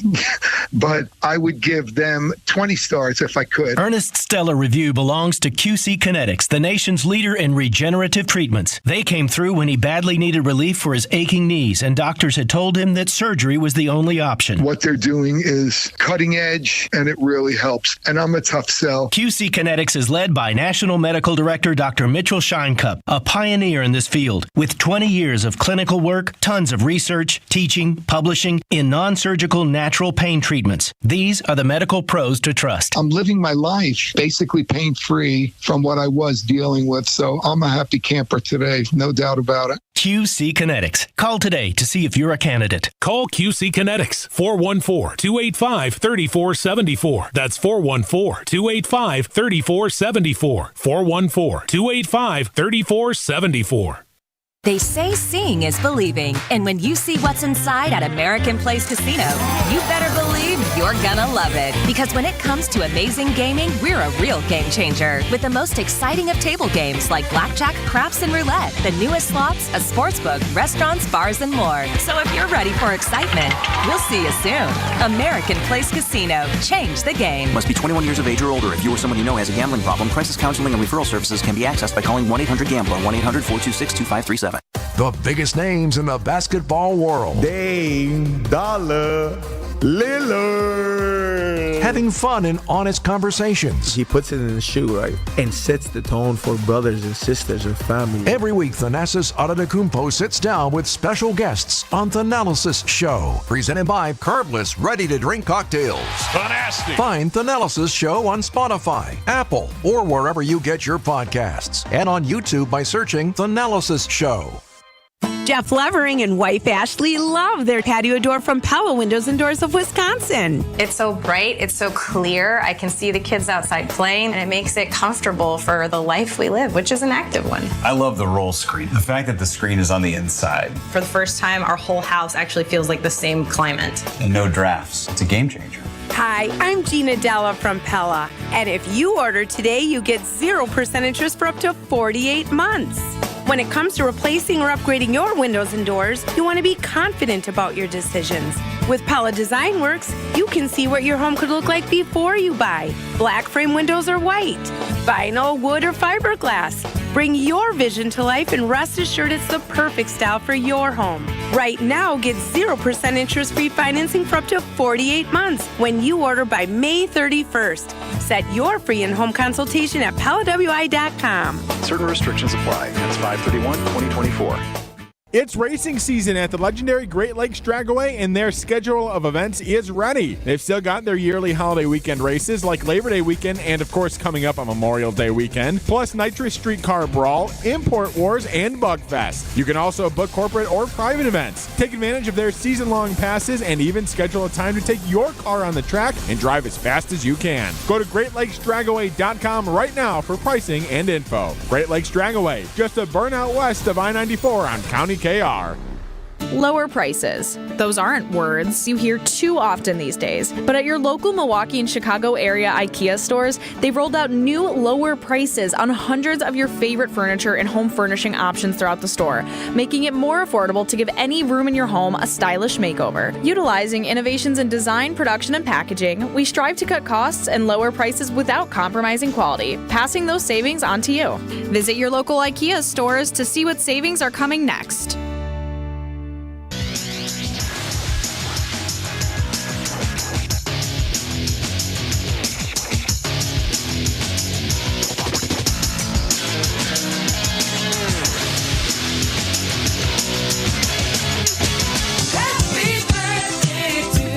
God. All right, greeting with you. You know, feeling great starts with a great shave, and great shaves start with Barbasol Shaving Cream. That's Barbasol Shaving Cream, an American classic for over 100 years. Close Shave America, Close Shave Barbasol. Happy birthday to Barb Edwards, which is Lizzie's mother, because she's the one who did all the work 33 years ago today. Lizzie, by the way, no Instagram up. Story post from Barb Edwards. Yeah, or to her. Like someone should be posting that to her. 33 years ago today, you went through hell. Good job, girly swirly. You're my favorite girly swirly. All right. Here we go. So today you have done... This is the most Hembo thing ever. You have literally concocted a question just to spite three people we work with. Bubba, Jacques, and Mr. Rich, who is our cameraman extraordinaire, because they are fans of the Mets. That's exactly right. The question is this for group trivia today. I'm looking at a list of the active players with the most home runs in their careers against the Mets. There are 4 players that have hit more than 20 homers in their career against the Mets that are currently playing in Major League Baseball or are at least active, and you're going to give me all 4. Was that a hint? He may have. That might have been a hint. A free agent or someone who like barely plays anymore or something like that, still active, maybe not hasn't retired yet, but isn't on a roster. That would be cheap. That feels like a little bit of a... I wouldn't be cheap. Hint. You said one of your questions last week was LeBron James twice. Yeah, that rubbed a lot of people. One person 4 times? I got some bad feedback on that one. That's exactly right. This answer is Giancarlo Stanton, Giancarlo Stanton, Giancarlo Stanton, and Giancarlo Stanton. Well, let's start with him. Is it Giancarlo Stanton? Yes. Okay, very good. He has hit 38, the most of any active player. All right, Nice. Bubba, you got number 1. We're letting Bubba take the lead on this one today, but we got Jacques. Yeah, for sure. And we got Rich. It's got to be Bryce Harper for sure. We're thinking, okay, we'll go Bryce Harper. That's correct. Okay. Bryce Harper is second with 36. Guys, you got 1 and 2. And you're rolling. Jacques, who else are you thinking? We had tossed a couple of names around. We had said maybe JT Realmuto was on 2 NL East teams. Well, I think we might want to get Freeman in Freddie, first. Freddie we had Freeman said was Freeman the next first. one, I think. Bubba, go ahead, take the lead. I like Freeman. Let's go with Freddie Freeman. That's right. Okay. He is third. You are 7